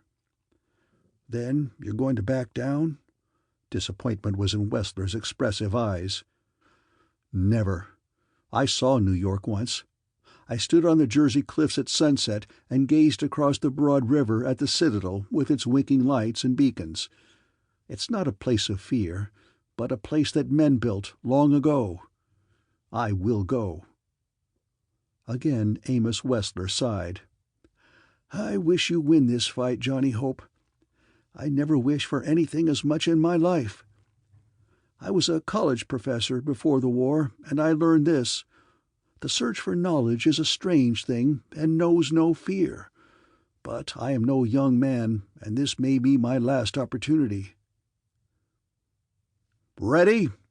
Kelleher's voice roared across the clearing. "If the girls are finished caressing you with their oils." The girls stepped back, looked at Johnny, tall and lithe, but so small compared to Kelleher, and shook their heads. "Ready," Johnny said, moving out toward Kelleher warily. "His legs," Amos Wesler confided. "He uses them like a pair of arms. Watch them." The grease on his face had been applied too close to his eyes, and Johnny found he had to blink to clear his vision. Kelleher came lumbering across the clearing, gathering momentum. By the time he neared Johnny, he was fairly rocketing down upon him. The muttering of the assembled encampment had been stilled as if by some unspoken command. There was the sound of Kelleher's thundering feet, and nothing else.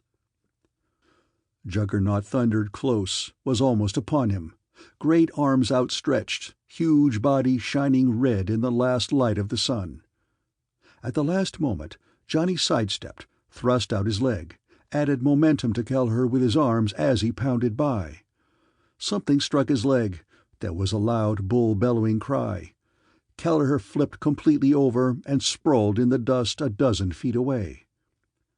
He came up roaring his rage as Johnny waited, balancing on the balls of his feet, fists up and ready. Kelleher parried Johnny's left hand when the blow was too long in coming, struck with his own great right fist. Johnny went over on his back and felt Kelleher at his throat almost before he had hit the ground. Now the crowd was churning with excitement, and Johnny found himself thinking they must have smelled blood on the air. Their heavily greased bodies prevented Kelleher from applying a stranglehold. Johnny squirmed out from under, straddled the bigger man's back, and felt himself borne aloft, still clinging there, as Kelleher climbed to his feet and charged about the clearing. Johnny held grimly, his forearm circling the thick throat, choking off Kelleher's breath. But the shaggy head twisted, broke free. The legs drummed backwards, and Johnny whirled in time to fathom Kelleher's plan. He was going to crush Johnny against the bole of an oak tree, cracking his ribs and ending the battle at once. Without mirth, Johnny smiled. So intent was Kelleher upon his plan, he did not bother to hold Johnny on his back. Possibly he thought that was Johnny's intention anyway. Johnny leapt away, rolling clear, as Kelleher backed into the tree trunk with all the strength of his huge muscles. There was a terrible crunching sound as Kelleher hit the tree and went down as if axed. Groggily, he began to rise, but Johnny was waiting for him, waiting to see if there was any fight left in the half-conscious man. The eyes were watery, the lips slack, the arms twitching. Johnny waited. "Stop!" someone cried. "I bring news!" At first, the encampment shouted him off, but presently Johnny became aware of loud talking, of angry shouts, of a buzzing, as from a sundered hornet's nest which swept the clearing. He whirled to face the newcomer as Kelleher slumped at his feet, clawing the ground and gasping. "I don't surrender, Johnny Hope. Only give me time to catch my wind, and—" They turned to Johnny Hope, all of them, their new leader. For Kelleher had spoken those words, then fell forward on his face. 3 men carried him off to a tent where 2 women brought vessels of water. "They went looking for the 3 missing ones, Hope." "What can we do? The robots. Tell us, Hope. What they did once, they might do again." Johnny laughed as reaction from his ordeal set in. The crowd around him, flies swarming for honey. They hadn't given him a chance in the fight, but now, because Kelleher had cracked his own ribs instead of Johnny's, Johnny was their leader. It was a job he neither wanted nor would tolerate. "What they're trying to say," Amos Wesler told him, "is that they found Tom Burwood not far from here." "What about Diane?"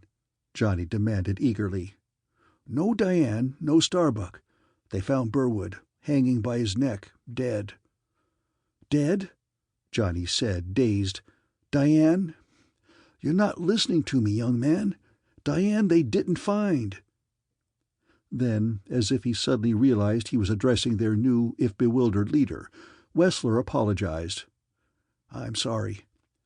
While Burwood's corpse was the only one they found, there were shreds of clothing in the undergrowth. They're— Diane? Possibly, they're not sure. I would say all indications point to the robot citadel. You said you would go, but now that you are our leader, perhaps you've changed your mind. When leadership is thrust upon a man—" "When an old leader is vanquished," Plump Gilbert bubbled effusively, "there is a celebration, sir, and there is an edict to be handed down by the new leader. Do we banish Kelleher from the encampment when his condition permits? Do we slay him for you? Do we—" "Do whatever you want," Johnny said irritably. "I'm not staying." "This is some joke. I have nothing against Kelleher. I still have nothing against him. I'm leaving. When Kelleher regains consciousness, when his body heals, you may tell him for me I did not depose him. He is still your leader." "That is clearly impossible." "Is it? I command you in this. Kelleher remains on as chief. But tell him this for me. Some day I may call upon him and his people for help, and when I do—" "You have vision," said Amos Wesler, admiration in his voice. "When I do, I want no delays. That is my message to your ruler, to Kelleher. Is it understood?" Gilbert and some of the others nodded. A small, intense man, Wesler fidgeted about impatiently while the girls returned with thick strips of cloth and scrubbed the grease from Johnny Hope. "I'm now a celebrity," he said to Wesler, feeling himself briefly as one with these wild people, as they gathered around for his advice, preparing a victory banquet over roaring fires as darkness covered the bivouac area. He munched a savory leg of fowl, slaked his thirst from a moist leather wine-bag, the claret stream gushing into his mouth from the spout. "You see," Wesler could not hide his disappointment, "it is even as I said. You will stay." Johnny grinned at him. "Are you tired?" "Why, no." Tossing a chicken bone into the fire, Johnny went on. "And do you know the way to New York in the darkness?" "No." "I think I do. Are you ready to start?" "Are you serious?" Wesler cried. "Do you mean that, Johnny Hope?" "Let's go." And not waiting for an answer, Johnny clapped Gilbert on the back, told him to take charge until Kelleher had recovered, and left the clearing with Wesler trailing at his heels. The night closed in about them, not quiet, but alive with the sounds of insects and the occasional soft pad-padding of small hunting animals. Johnny set a quick, mile-eating pace, which made Wesler's breath wheeze in and out of his lungs asthmatically, but the older man did not complain once. Chapter 6. We have openings in the repair bays, or for servants among the inner circle of Shining Ones, who work hand in hand with our masters, the old woman told Starbuck and Diane after they had been taken from the rocket ship in New York and shunted underground where the subways had been converted into living quarters for humans without being given a chance to see the city. "Which will it be?" "We're not cut out to be menials," Starbuck said coldly, "but the repair bays don't appeal to me either. You say servants to the leaders themselves?"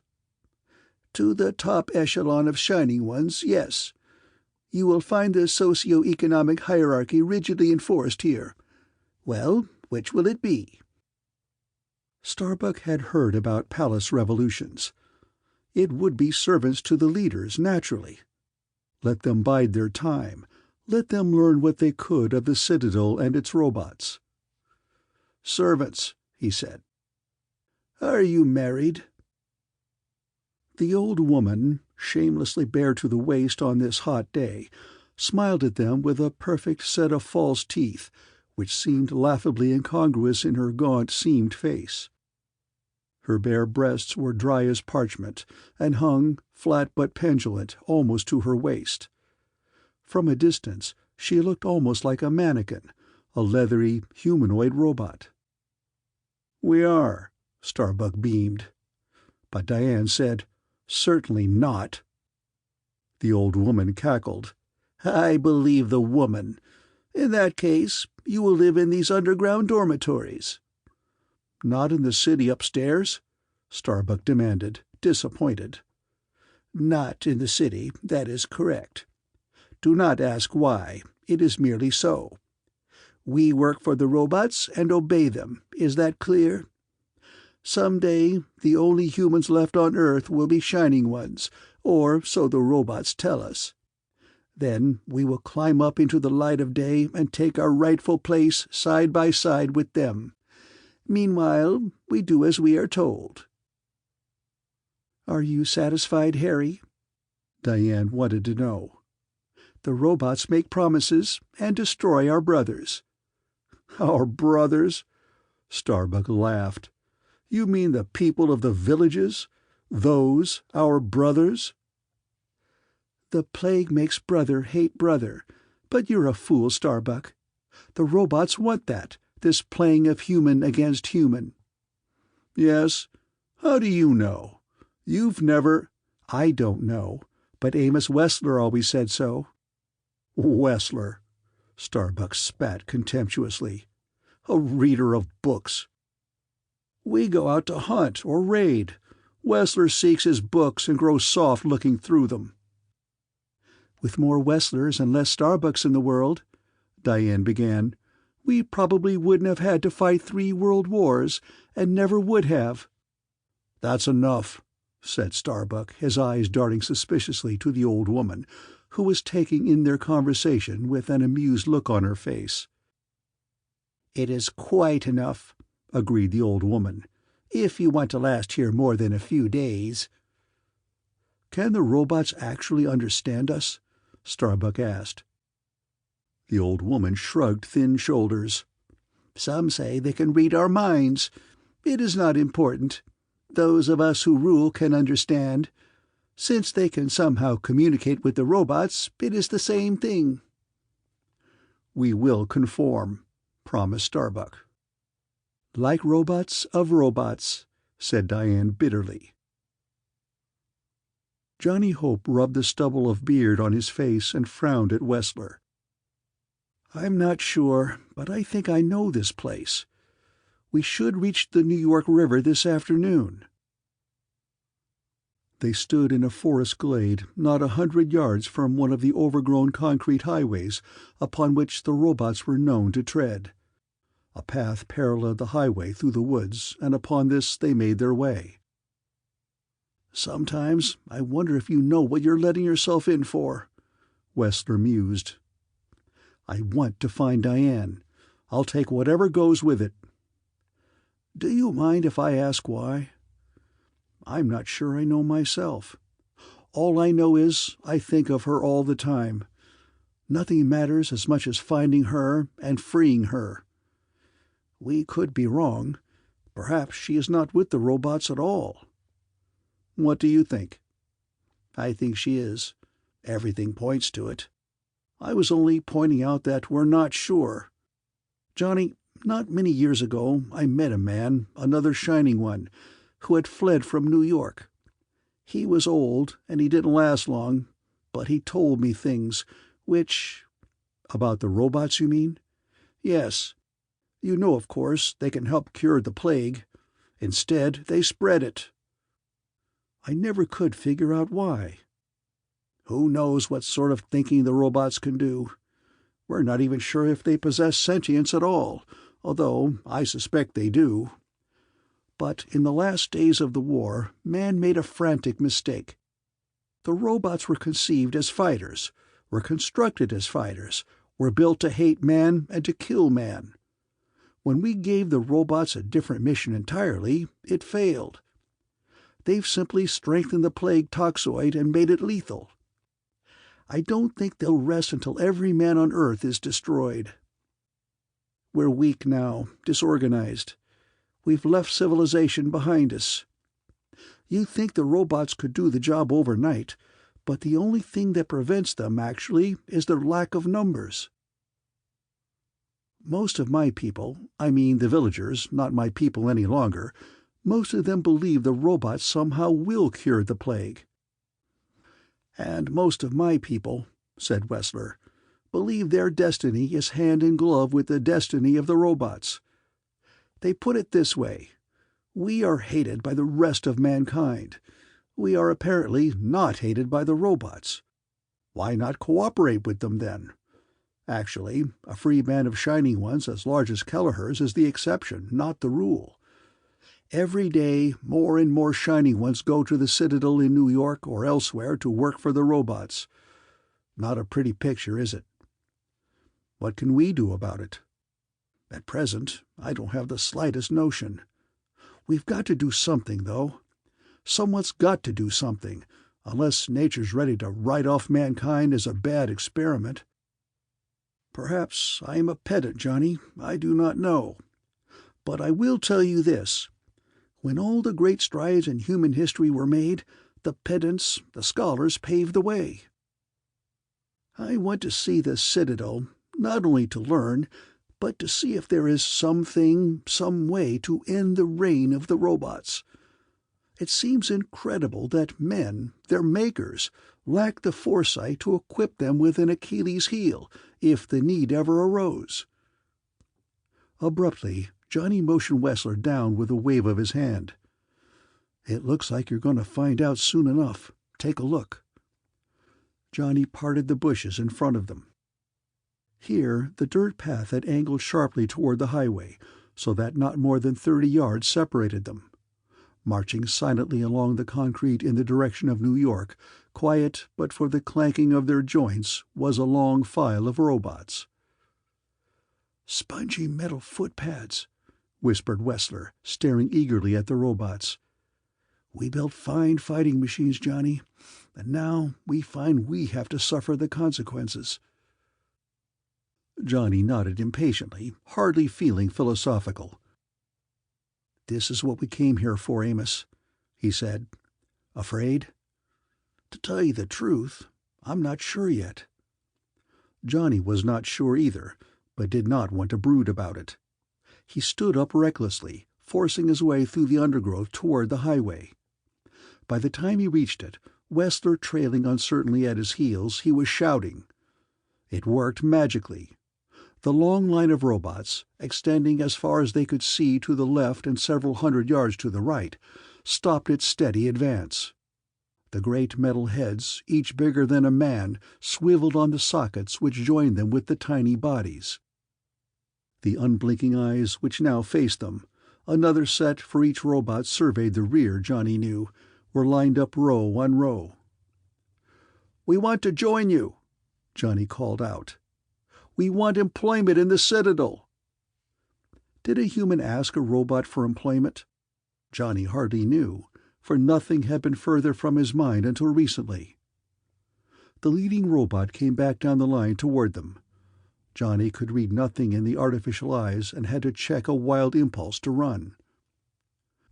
"Sometimes I prefer the uncomplicated life of an unimaginative man of action," Wesler moaned softly. It was, Johnny knew, a good point. He did not bother telling Wesler that both traits had merged in him, which might have been better or worse, depending upon the circumstances. Then the robot was upon them. 6317B? Yes, sir. All robots, even those with a primary level of thought as high as 6317B and an existing secondary level, addressed Central Intelligence as Sir.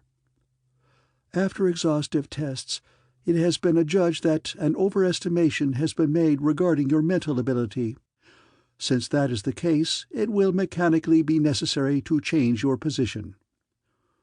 Sullenly, plotting shapeless revenge at a Central Intelligence which would never consider the possibility of an outside factor intervening unexpectedly, and hence altering or spoiling what had been planned, 6317B listened to his fate.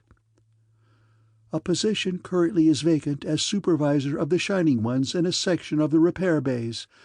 Do you have any objections to assuming this new duty in place of the old? To object was disastrous. To object was to admit you needed not merely a lesser job commensurate with your lesser skill, but also complete readjustment of your thinking process. No objections at all, sir, thought 6317B, all the while smoldering with resentment. His time would come. What was the old human expression about every dog having his day? Then you will report at once to Repair Bay 151. Do you know its location? I will find it. That was the prescribed answer. One rarely asked questions. One found out for oneself from central information. 6317B half thought he was still being tested in some less obvious and hence all the more deadly fashion. But to be placed in charge of a gang of humans, it was degrading. In time, 6317B, you shall be tested again. If it is our opinion you have gained back what we thought you once possessed, you will again be elevated to a higher station. 6317B cursed Central Intelligence on a private wavelength. Central Intelligence was the creator of perfect plans. If a plan misfired, Central Intelligence could not be held responsible. Since accidents of nature had never been considered valid excuses, blame always fell on the executing robot. Until recently, 6317B had managed to beat the system, largely through luck. Now, while he realized it was the most mechanical thing in the world to do as you were told, he could not hide his bitter disappointment. But he pushed it from his mind all at once when he felt another mind nibbling at his private wavelength. No one could be trusted, not when each robot tried to outdo every other robot in the eyes of Central Intelligence, not when private thoughts could be intercepted by monitors, not when communal thinking was considered preferable to individual thinking. That thought made 6317B shudder, his joints clanking as a sudden surge of power, the electrical equivalent of adrenal secretions, coursed through his frame. He was indeed thinking not along the prescribed lines. Probably something was wrong with him. "This is ironical," said Amos Wesler as the first inert robot came sliding down the conveyor belt to stop, a rusted man-shaped creature twice man-size, with huge conical head and withdrawn antenna in front of his bench. We'll never learn anything this way. You won't learn the whereabouts of Diane at this bench, and I won't learn what I've come to find out." "We're not on duty 24 hours a day," Johnny reminded him, unfastening leg joints with a large, wrench-like instrument and wiping the parts with an oily rag before he reassembled them. "If Diane is here, I'll find her." "Well, we've learned nothing so far. They took us into the Citadel through a tile-walled tunnel. Surely one of the wonders of the world," Johnny cried, remembering. "The world has many wonders, natural and man-made, if we could but see them. Anyway, they then deposited us in those underground quarters where all the humans seem to live here. The old hag interviewed us. Yes, she wouldn't say if she'd seen Starbuck and Diane or not when I described them, but it sure made her smile. I think they're here in the Citadel, Amos. Then assigned us to this repair bay for work. Do you realize that, except for the brief time it took to go from the tunnel exit to the underground quarters, we haven't seen the light of day? Try learning something in these caves." Without warning, the conveyor belts were stilled. Hidden lighting in the walls flared brighter as a group of robots entered the large vault. "Attention!" a voice blared at them, oddly metallic. Johnny could not tell where it came from. "Robot 6317B is now entering the vault. As your supervisor, 6317B is to be obeyed as if he were Central Intelligence itself. He is to be addressed not directly, but through your human supervisor." The robot numbered 6317B, but the numbers were hidden under the central faceplate, and you hardly could tell the machines apart, made a brief inspection of the vault, then climbed to his niche in the wall, where he sat completely without motion while the other robots filed from the chamber. "Although we can't address the robot, our supervisor can," Wesler said eagerly. "That means at least communication of some sort is possible." "I guess so. Why don't you get to know the supervisor? You're much better at that sort of thing than I am, Johnny. We came here for different reasons, don't forget. There's an old hag I'd like to answer more questions when I find her." "Here comes our supervisor now," Wesler whispered. Then aloud, "My name is Amos Wesler." "I don't care what it is. It's recorded. Keep working, friend." The supervisor was a brutal-faced man who snarled out his words. His jaw, cheekbones, and forehead were silver-sheened with plague scar, with the plague silver remaining there as well as on his limbs. His face seemed metallic as a robot's. "See?" Wesler whispered in despair as another damaged robot slid to a stop in front of them. Johnny offered a wan grin.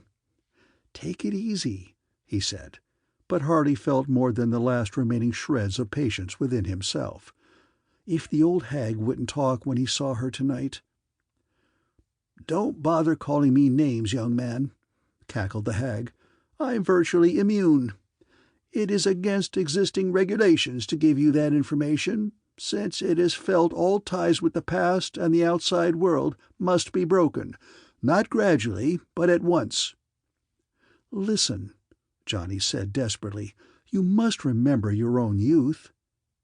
He had tried every other verbal assault he could think of. Now he hardly thought flattery would work on the ancient bag of bones in front of him, but it seemed his last hope. "You must have had your lovers in your day.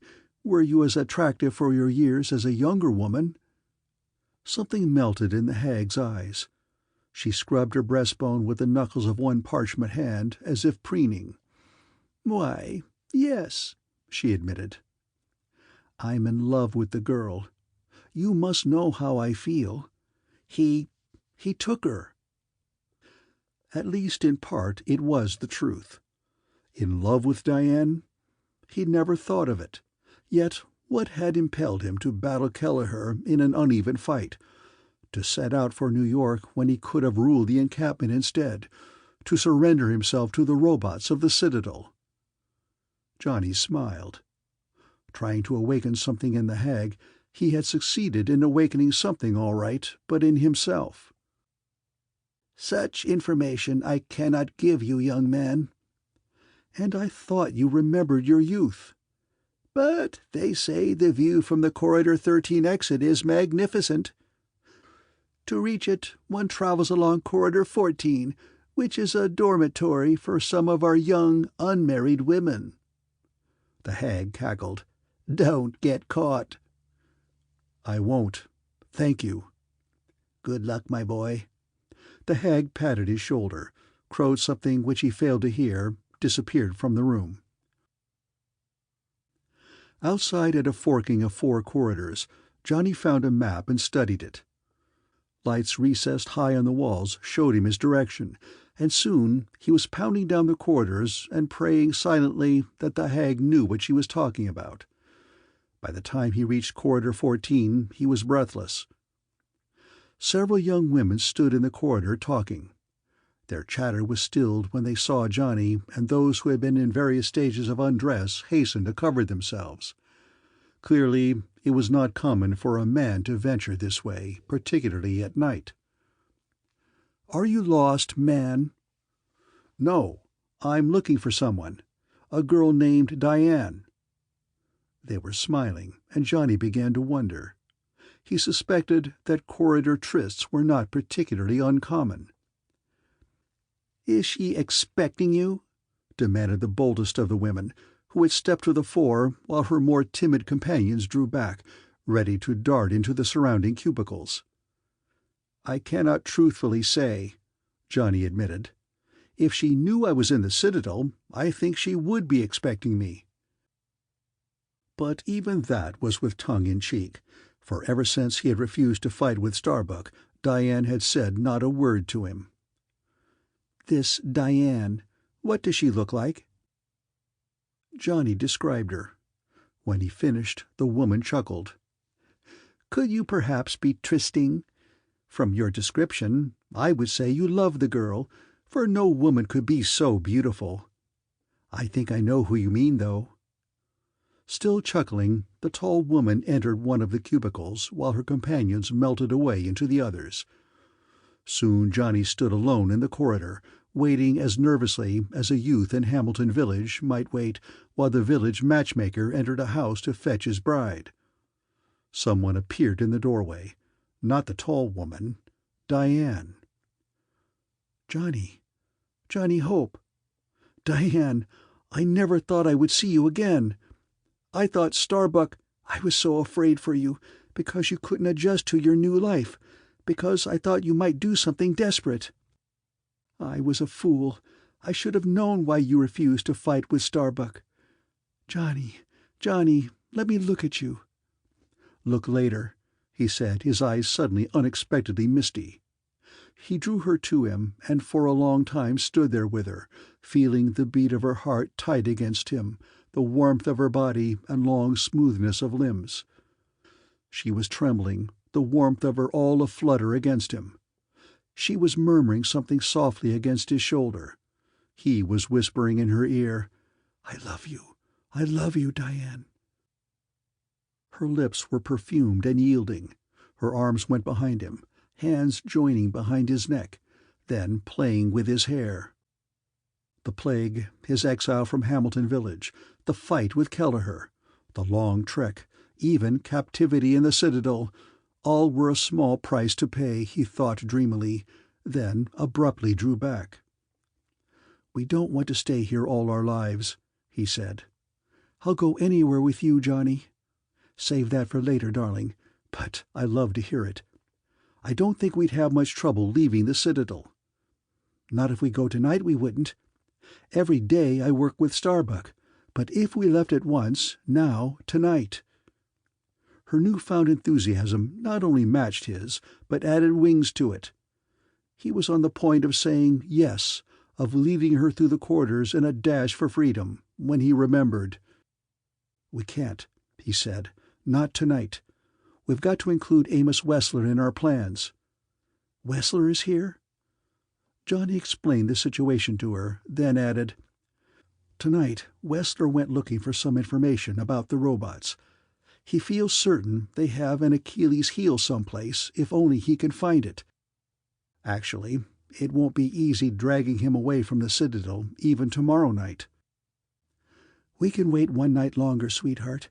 You convince him tomorrow. I don't like the thought of leaving you alone again until tomorrow night. Diane stilled his words by placing cool fingers to his lips. We have no choice. I can take care of myself one night more. Starbuck? I can take care of myself in that respect, too. Go back to your dormitory and get some sleep.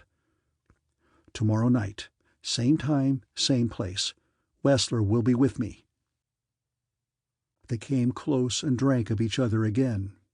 They parted, Johnny edging down the corridor backwards until the last shaft of light disappeared from the entrance to Diane's cubicle.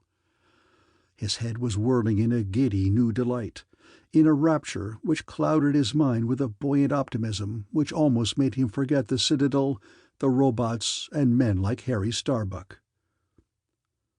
Footsteps pounding down the hall, heavy, too heavy for a woman's. Quickly, Johnny flattened himself in the darkness of a niche which served some nameless purpose. With the light behind it, a shadow loomed, reared up toward him. It was Harry Starbuck. Johnny held his breath until the big man with the smug boy's face strode past. Heading for Diane? In all probability, yes. Follow him? Stop him? Attack him? Wild thoughts ran their course through Johnny's head. And lose everything, all they were looking forward to for his impulsiveness? Footsteps receded. The shadow vanished. Even if he could follow Starbuck, overpower him, and escape with Diane, their secret would be secret no longer, which would leave Amos Wesler to fare for himself. Wait for tomorrow, Johnny hoped. His course seemed clear, yet he had to fight himself all the way back down the corridor until he had reached the male dormitories. For many hours, which seemed like days, he waited up for Amos Wesler, but his thoughts were all with Diane. If Starbuck so much as touched her. Chapter 7. I found it, Johnny. It was so obvious. It seems incredible no one has tried to end the robot's reign before. We can do it. One man could do it alone. One man with careful planning. Diane is here, Amos. I saw her tonight. We're going to try to break out tomorrow night, the three of us. You see, Wesler went on, there are two items of importance to consider. The first is central intelligence, the mind, the élan vital, the sentience which motivates the robots. Did you know, could you ever imagine, that there was but one central intelligence for the entire Western Hemisphere, Johnny? It seems incredible, but it is not. That was the Achilles heel we sought, the seed of destruction which some pessimistic scientist had sown into the robots in case man had created a Frankenstein. Can you believe it? Tomorrow night, the three of us will be on our way out of here.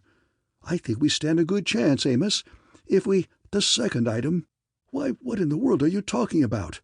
Escape? Now? Never! Within our grasp is the chance to free humanity from a thraldom which it does not yet fully recognize. Would you give up the chance to render the robots harmless in exchange for your own personal safety? Not mine, Diane's. We love each other, Amos. I wouldn't expose her to any danger. We're leaving tomorrow, and we want you to come with us. Wesler paced back and forth, caged in spirit more than in body. Look at you, he said bitterly. You call yourself a man. But have you the right to a woman's love when you think only of tomorrow, of one day out of thousands, of one small life out of all that humanity has to offer? You want to hold the girl and kiss her and show her your virility, eh? While the rest of the race goes to pot. That's enough, Amos, Johnny cried. My motives are my own. We leave here tomorrow. You're weak, Johnny Hope. You're a coward. Johnny said, Shut up, damn you. He couldn't deny all that Amos was saying, but his parents had perished at the hands of a man-made plague. He had been driven from his home, rejected by the Shining Ones even, until he proved himself in battle. What did he owe to humanity, to that big, sprawling concept which took in all kinds of men and their women, children, good people, bad ones, big and small, with every type of mind and every type of body?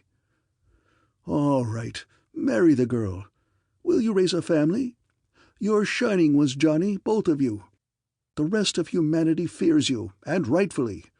Your children will be stoned away if they venture near normal people. Perhaps life with the robots will be best for them after all. Here you have the chance to stop all that. Not only could we negate the power of the robots, but we could destroy the plague as well. Did you hear me? We could destroy the plague. Before you give me your final answer, let me tell you what I found. I'm listening, but nothing. Only listen. This central intelligence is a vast cybernetics machine occupying an entire building. Ironically, it is the United Nations building, where once were housed the dreams of mankind. Now understand this, Johnny. Every robot in North and South America has its own particular wavelength, although the master intelligence is in tune with all of them. Each individual robot's sentience is dependent for its existence upon the great cybernetics machines in central intelligence. In other words, if you were to destroy them, at one blow you would kill every robot in the hemisphere. How did you find out all that? Wesler smiled. There was one thing the robots did not bargain for, an ex-college professor. The information was available in, of all places, the main library for humans here in the city.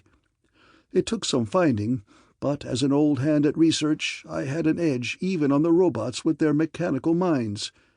Anyway, all you'd have to do is destroy this central intelligence, and— might as well say destroy the moon, Amos. It's probably so well guarded a whole army of men couldn't break through, let alone 2 of us. That's right, Wesler said eagerly. Men could never hope to get through, but robots could. What are you talking about? The second thing I learned tonight. Once again, it was so deeply cross-referenced, so thoroughly hidden away that although it was available if one knew where to look, the science of research is such a dead thing that no one knew of its existence, probably not even the robots. Johnny, the earliest model robots were built to function in a double fashion. They were robots, yes, but they are also compartments in which a man can fit for manual control. They were originally designed, you might say, as glorified suits of armor. While the research material is naturally old, all I could gather seems to indicate that no changes have ever been made structurally in those early models. In other words, a man could climb inside a robot today, right now, and no one would know the difference. You're forgetting one thing, Johnny pointed out. Are you going to walk up to a robot and tell him, "Pardon me, old fellow, I'd like to borrow you and use you for a disguise for a while"? I'm not forgetting anything. We work in the repair bays, remember? We have access to partially dismantled robots. We could find ourselves 2 dismantled old ones, somehow manage to get inside, make our way to Central Intelligence. I still haven't said I'm going to do it. I'd like to help you, Amos. I'll take your word about the plan. It has possibilities. But that has nothing to do with my own problems. Right now, Diane is the most important thing. Diane's future, your future, all our futures ultimately depend on this. What's the matter with you? You fail to see the forest for the trees. Tomorrow, what's tomorrow, when all mankind's days ahead of us, slave or free? Perhaps 1 man could do the job alone, although 2 would have a better chance. But I think you know I'm not the man for the job. I don't await your answer, Johnny Hope. I've no one else to turn to. Humanity awaits your answer. Let me think, said Johnny, waving Wesler away when he would have continued talking. More quickly than he dared hope, he had found Diane. With equal swiftness, Wesler had discovered what he sought. That left Johnny in the middle of a tug-of-war which wouldn't wait indefinitely for his answer. As the closing gong sounded, 6317B watched the Shining Ones shuffle away from their benches and make their way down the corridor toward the cafeteria, which would serve them an unimaginative but well-balanced evening meal. But two humans remained behind, talking avidly over the gleaming bodies of two stripped-down robots. Strange, thought 6317B, who was now confronted with the first even mildly unusual event since taking over the dull routine of his new job, that they should continue working after the closing gong had sounded. He could summon Harkness, the scarred human supervisor, and have him talk with the two, or— Harkness, his metal-jointed foot!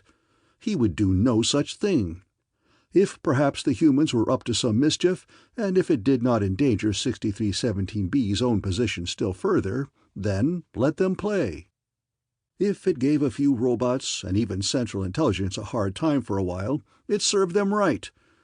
Of course, nothing really serious could come from the tampering of two helpless humans. "What about that guy up there?" Johnny raised an eyebrow in the direction of the supervising robot, motionless on his stone perch. "Is he watching us?" "It appears that he is. Unfortunately, we can't do a thing about it. At least, not until we find out if these gadgets will work with us inside them. Here, Johnny, you see these tiny items? These are transistors, using germanium instead of a vacuum grid to activate electrons. Smaller, more compact, more powerful, of longer life. Without them, the whole science of cybernetics, which ultimately made the robots possible, would never have advanced beyond the rudimentary stage. For with transistors replacing vacuum tubes, you still need the entire UN building to house Central Intelligence. Under the older system, all New York City would not have been enough." "Tell me later," Johnny pleaded. "I want to get started. The longer we delay here, the longer it will take until we're finished. And I still have that appointment with Diane tonight. I couldn't contact her during the day because she said she works with Starbuck. We've got to hurry." Wesler's hands, guiding the complex tools, moved with swift efficiency, as if, indeed, he had worked with the robots all his life. Wires were crossed, insulated, rearranged. Gaps in relays were tested and retested. Gears changed. Long unused parts oiled, cleaned, checked for defects. Surface plates were clamped into place over layers of insulation. At last, the two robots lay there, supine, but, Wesler hoped, ready for human use. "He's still watching," said Johnny. "Let him. We couldn't prevent him. Only hope he suddenly doesn't decide to come down here for a closer look or send for help. It seems amazing he's done neither so far. Maybe he's asleep. Robots do not sleep, I assure you. Well, it's ready." Wesler reached into the robot's interior before clamping on the final head plates. Each robot stood up in ponderous silence. "You first, Johnny. I can clamp my plate from the inside. Are you sure my explanations on how to work this were satisfactory? Once inside, we'll have to contact each other by signals only." "What about the radio sets inside? I don't know much about radio, but you said they worked." "They do, but the wavelength might be too close to a robot wavelength, and we'd give ourselves away. Remember, we are to be nothing more or less than two robots once we climb inside. That way, there shouldn't be any trouble. All ready? Up you go." Johnny was boosted up, pulled himself within the cramped interior of the robot. There was barely room for him to stand upright, his shoulders hunched, arms tight in front of him. A dizzying mass of dials and levers confronted him suddenly, and although Wesler had explained them and diagrammed them and made Johnny memorize them, he was still bewildered by direct contact. He was almost afraid to try his first movement, lest the robot remain immobile. The faceplate slammed home. Johnny could see through the one-way plastic of the robot's eyes as Wesler climbed into his own machine. Johnny pulled the starting lever and felt his robot lurch forward. Must learn to control the motion, so— He was now aware of a lumbering gait, of a steady advance toward the farther wall. Something made him whirl and peer through the rear eyes. The robot supervisor was coming toward them at a rate of speed they couldn't match. "You see," said Starbuck proudly, "I am no longer a servant. I guess you would call me a junior executive now. But I'm on the way up. Definitely on the way up. In a while, there is no telling how far I can go." "I am sure of it." Diane nodded agreement.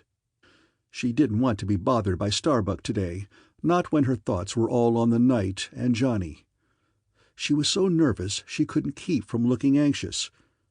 If only Starbuck, all wrapped up in himself the way he was, would fail to see it for a few hours longer. "I suppose you wonder how I can advance so rapidly. It's quite simple, Diane. I look around me. I make contacts. I miss nothing. As an example, I even know of your meeting with Johnny Hope last night." "What?" "I wouldn't really mind it, except that my informant said you are considering escape from the Citadel. That, of course, is out of the question." In his short time at the Citadel, Diane realized, Starbuck had affected a way of speaking which hardly fit his booming voice or boyish face. It was as if he had decided to ape the Shining Ones who stood highest in the robot's confidence. To Diane it was contemptuous, although now her mind was awhirl with the thought that she and Johnny had been discovered. "What are you going to do?" she asked in a small, helpless voice. "Hope will be arrested. Naturally, he will never be permitted to see you again." Diane stared at Starbuck in horror. Johnny must be found and warned. There was still time. They could alter their plans, this time in secrecy, without any women around who could spy on them for Starbuck. But she had to find Johnny before it was too late. In sudden despair, she realized she didn't even know where to look. Chapter 8. "Stop! Stand perfectly still." The thought was unexpected, peremptory, driving into Johnny's brain with more authority than any words. He wanted to stop, wanted to immobilize the robot in which he hid. But where had the thought come from? Wesler's robot was pointing a many-jointed metal arm at the supervising robot, which rushed toward them. Then did the thought originate there? Could the robot somehow send a soundless message to them? "Stop! Let me dismantle you." The urge to render his own robot motionless became stronger within Johnny. It was as if the unbidden thought originated outside his head, but tried to direct his own muscles, as surely as his own mind. Something made soft beeping noises in his ear, and it took a while before he realized Wesler wanted to break their radio silence, so soon after they had started. The other robot was almost upon them. Awkward and uncomfortable in his cramped quarters, Johnny found the radio switch and pulled it. "We've got to destroy that robot, Johnny. Now, at once, or we're finished." But how? The robot was upon them, its unbidden thoughts stronger. "Halt!" It was Johnny who struck the first blow clumsily, lifting his great right arm up and bringing it down stiffly on the other robot's head. Metal arms came up, swung blurringly. A clanging tumult deafened Johnny as dents appeared inside the chamber of his own robot's head. He triggered the levers mechanically now, aware that they were fighting under a tremendous disadvantage, for their fingers were still stiff on the unfamiliar controls, and their artificial reflexes could not hope to match the robot's. "Look out, Johnny!" Two metal shapes loomed, Wesler and the real robot. The three of them came together, clashing, clanging, metal arms swinging and wrecking metal bodies. It was Wesler's robot which went down first, slowly, buckling at the knee joints and then collapsing. Metal feet drove down upon it ponderously, crushing the head section. Wesler's robot was still. Johnny hammered with huge metal hands at the other robot, hardly knowing where he might strike a mortal blow. But the robot slowed, Its reactions grew feeble, its blows denting Johnny's head chamber no longer. Finally, it sprawled across Wesler's robot, then rolled away and was still. Cursing to himself, Johnny climbed down from his robot, found the battered headplate of Wesler's, forced it open. He saw at once he could never hope to extricate the older man, for the metal walls of his chamber had been crushed, knifing into bone and flesh and trapping him. "Amos, can you hear me?" The eyelids fluttered open with pain. "I never will see the end, Johnny." "What are you talking about?" "Don't fool me. I'm all broken inside. We'll get you out of there in no time." "You'd have to melt the metal down to do it, and you know it." "We'll do it." "Your only hope is that the robot did not have time to broadcast a warning. If he did, you'll have to hurry, but they still don't know our plans. Maybe they think we only want to escape, using these robot bodies for a disguise." "Perhaps. I hadn't thought of that." Wesler lapsed into silence, his face twisted with pain. "If you can do it, if you can destroy their cybernetic center, new start for humanity. I was going to tell you about the plague, Johnny. The robots have been using a particularly virulent form of the toxin, which does not exist naturally, spreading it in the air all over the earth. That, combined with the toxin carried by a Shining One, causes illness and death." Wesler's words were harder to hear now, low, the barest whisper of sound. Johnny leaned close to the glazed eyes, the barely opening lips. "When the robots are gone, the plague will die out almost at once. Shining Ones even will be harmless. You see why it's so important? You see?" "I could never do it without you. We'll hide away somewhere, nurse you back to health." "Stop fooling an old man. We both know I'm dying." "That's ridiculous. Please, don't interrupt me. I want to finish telling you. The robots communicate with humans by telepathy. You witnessed it yourself a few minutes ago. They can make it seem like your own thoughts, and who can say? Thought waves are electromagnetic, like so many other things. There is nothing mysterious about telepathy. Give humanity a chance to study what the robots have done, and you'll have civilization flourishing again within a generation. Give humanity the chance." It was a whisper, a prayer. On that final note of hope, Wesler died. "The human has emerged from the underground within his robot and is heading northeast across the city. I still think we ought to stop him now, while we know we can do it. Silence. Think on the primary level. In unity we will triumph. It is our one weapon they cannot hope to match. But 6317B warned us before he perished. Precisely. That the humans were attempting something other than mere escape. We must find out what that is, what they have learned. Don't you realize that if this man fails, another might succeed in his place? Whatever knowledge he has, perhaps it is widely disseminated. We must find out before we kill him."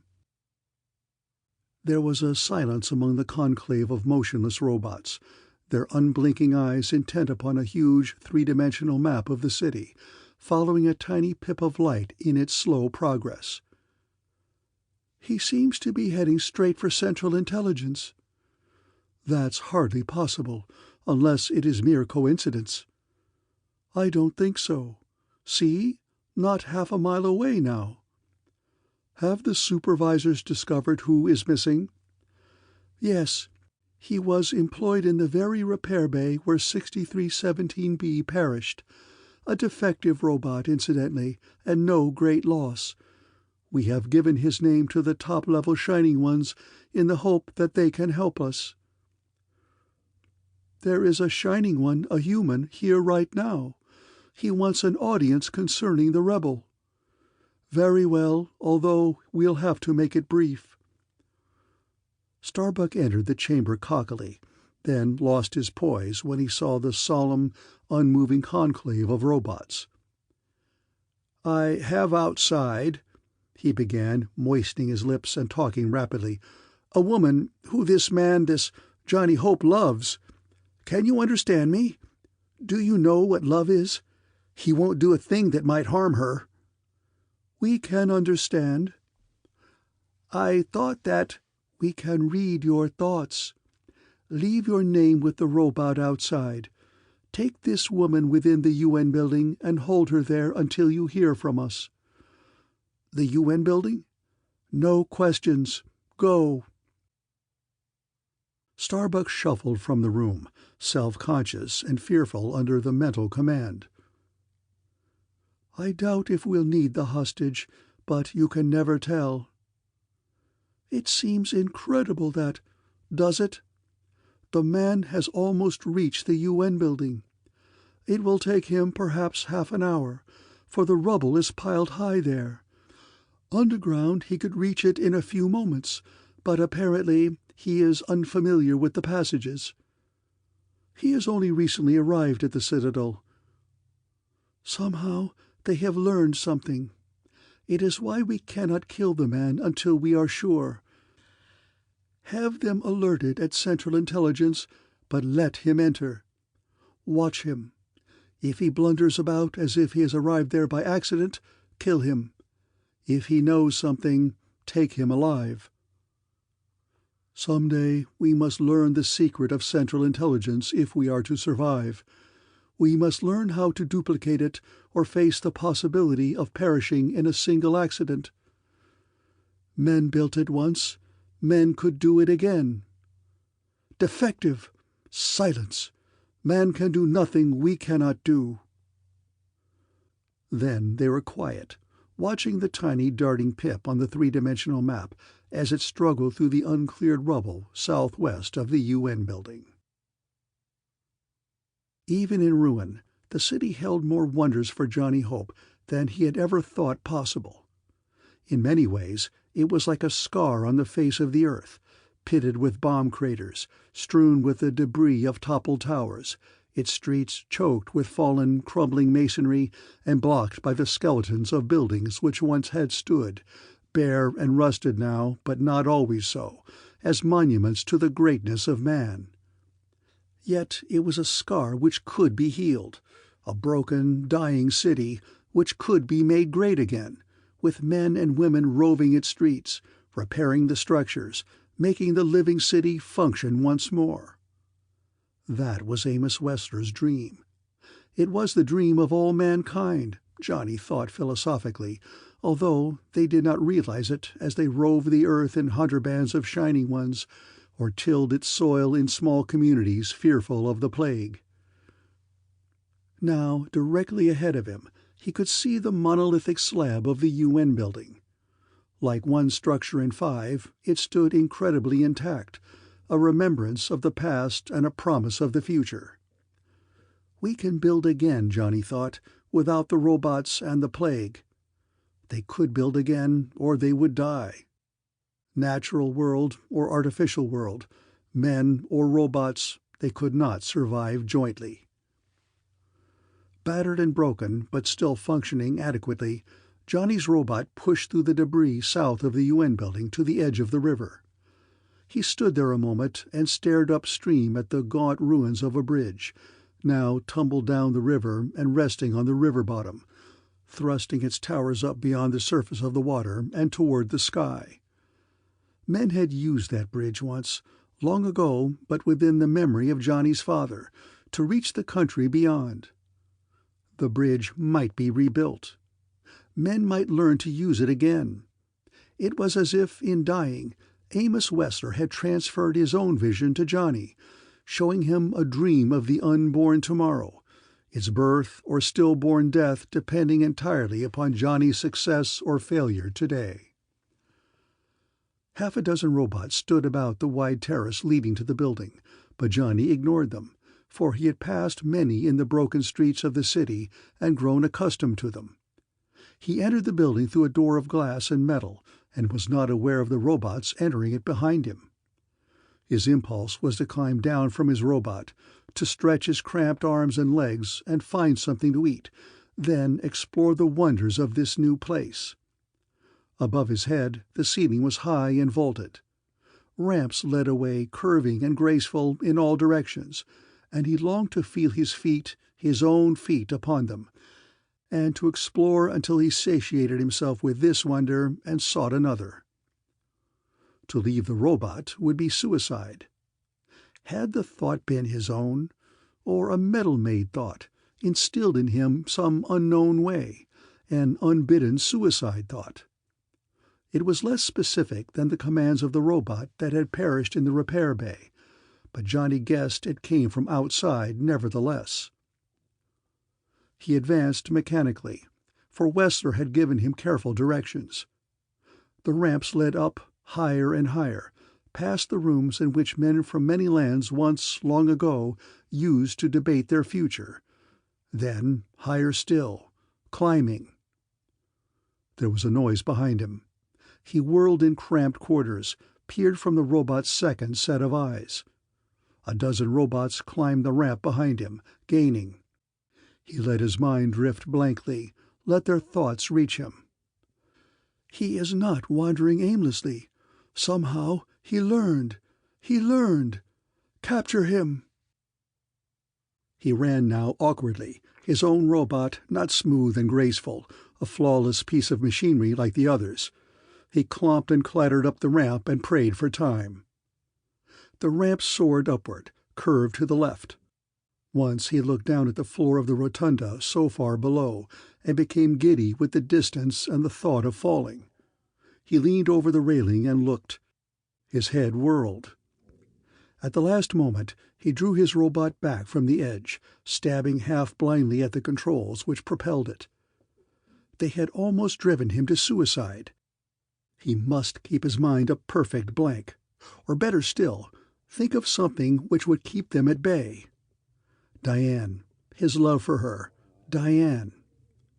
A robot waited for him at the top of the ramp. Those behind him were gaining rapidly, driving death wishes deep within his brain. The robot above him abruptly swung into motion, but Johnny desperately sidestepped the lunge which would have sent him hurtling to the floor of the rotunda. The other robot checked his own inertia and came for Johnny again, huge arms swinging, trying to crush him within the metal chamber as Amos Wesler had been crushed.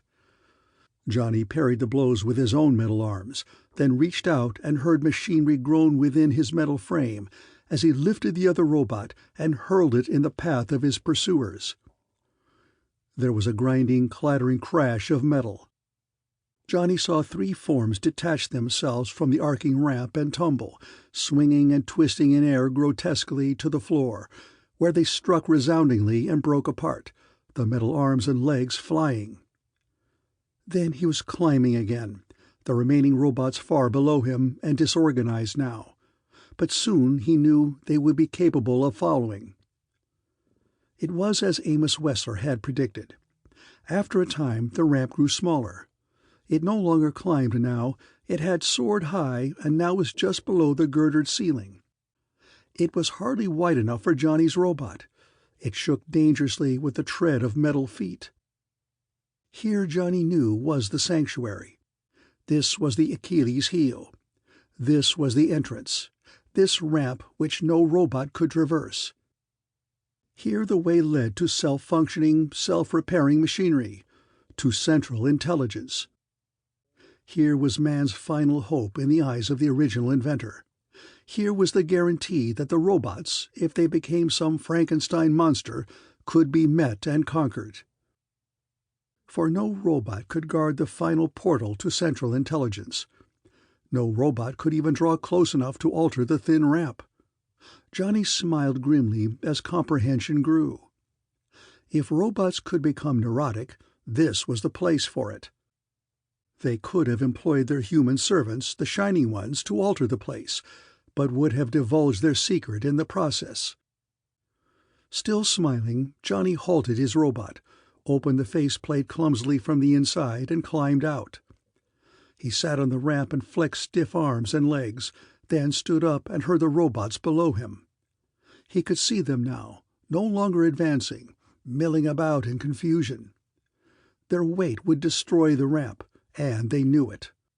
They could never hope to reach him. It was all so incredibly simple. Was it? One robot had been above him. Then they knew he was coming.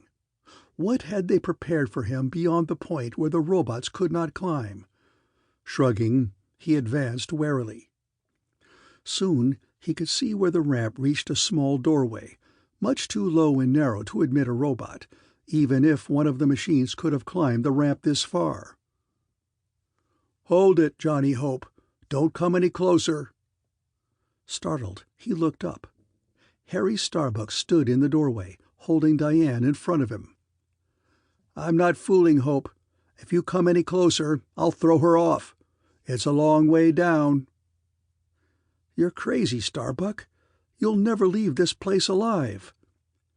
But even as he spoke, he knew he could never reason with the man. "The robots can't let you carry their secret from here. Your only hope is to cooperate with me." "Is that so? They're sending some more men up to get you. All I have to do is hold the fort until—" "Cut it out, Hope. Stay right there." Starbuck edged out of the doorway, dragging Diane along with him to the railing at one side of the ramp. "I'll do it if you make me." "Don't listen to him, Johnny. I'm not afraid." Hair disheveled, clothing torn, face bruised, she still looked beautiful to him.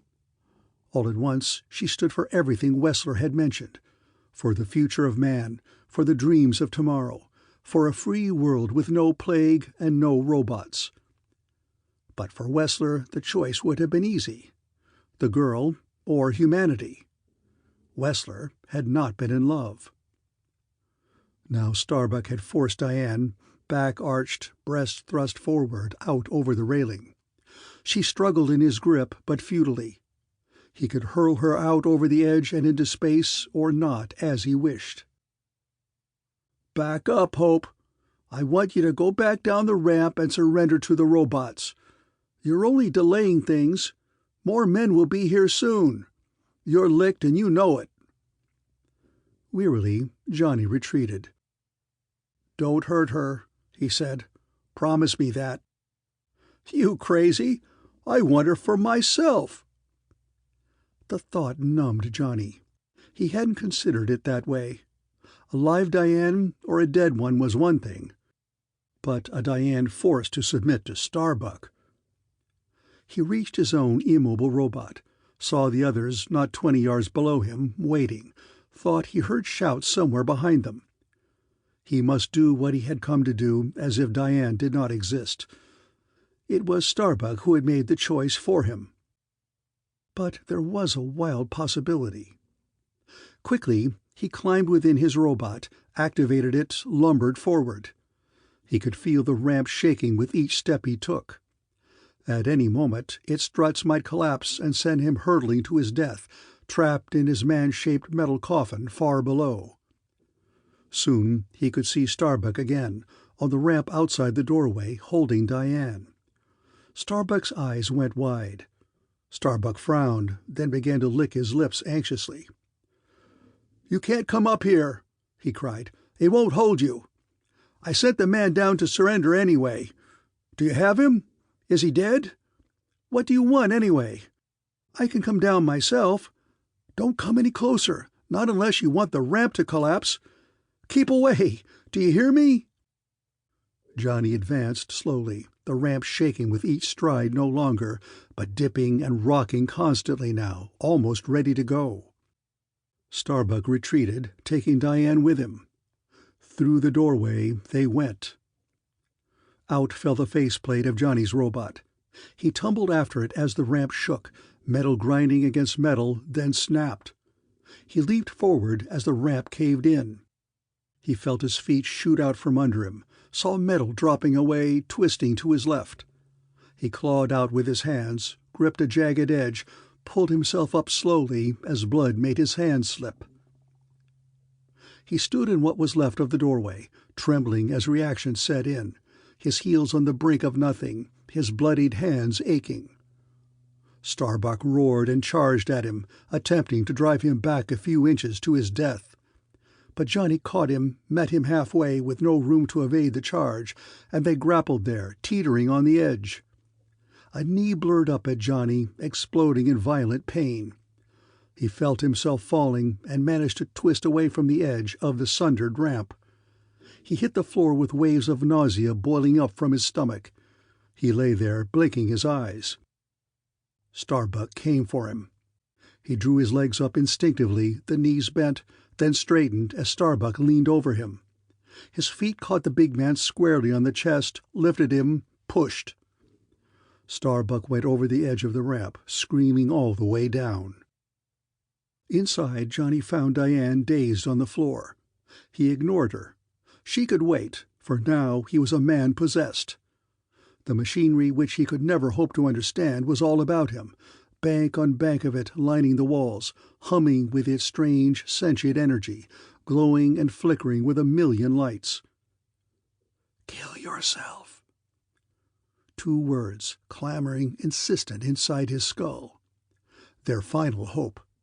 He felt himself edging back toward the doorway, and the death which awaited him just outside. He looked at Diane, huddled on the floor, her lips parted. "Johnny." "I love you," he thought. The words of death and those of life and hope fought inside his skull, twisting his brain, battling there for mastery. He found something, a length of metal rod. He ripped it loose and began to attack the machinery he would never understand. He was a wild man. The strength flowed in from elsewhere, raising his arm, swinging it high over his head and down. Sparks flew as his metal club battered the crystalline tubes, the delicate wiring, the metal cases. Glass shattered, sprinkling him, brought blood from a dozen cuts on his face. Electricity hummed, then shrieked, then wailed off distantly on a register too high for his ears. Raise his arm and plunge, lift it and bring it down, battering the metal club part of him. It was Diane who eased the twisted rod from his fingers, soothed him with her words. "It's finished. Easy, Johnny. You've done it." The place was a shambles. Bank on bank of gutted machinery lay silent there, on a floor strewn with glass, with wire, with filaments, with nameless things which were the brains for a million robots. "There's another way out, Johnny. Starbuck took me here. Behind that wall, you—" She took his hand and they went. The passage was dark and cool and smelled musty, as if air did not circulate very well within it. It was a place for thinking and dreaming of tomorrow. It was a place for realizing you could go back to the hills and find Kelleher and his Shining Ones, and convince them they should at least look at the city which belonged to them now, to them and Reggio and his villagers and all the others. And there must be a coming together of Kelleher and Reggio, with Johnny as mediator, and a realization that the last plague victim had been smitten, and humanity had a long path to travel, but could set foot upon it right now at once. Outside it was growing dark, but Johnny could make out the still forms of the robots, gleaming red with final sunlight, sprawled upon the broken streets. The Shining Ones within the city stalked about furtively in small groups, not yet knowing what it meant to live without their masters. Perhaps in time Kelleher and all the others could teach them. "Hungry?" said Johnny. "We could stop and eat." "No, you?" "In a different way." They followed the last slanting rays of the sun to the western river and the mainland beyond it. Hello, sci-fi horror fans. That concludes Slaves to the Metal Horde. If you enjoyed this story, make sure to smash that like button. A huge shout-out goes to our official members of the channel. We appreciate you all. Craving for another classic sci-fi tale? click that video on your screen. Until next time, everyone, and remember, stay cosmic.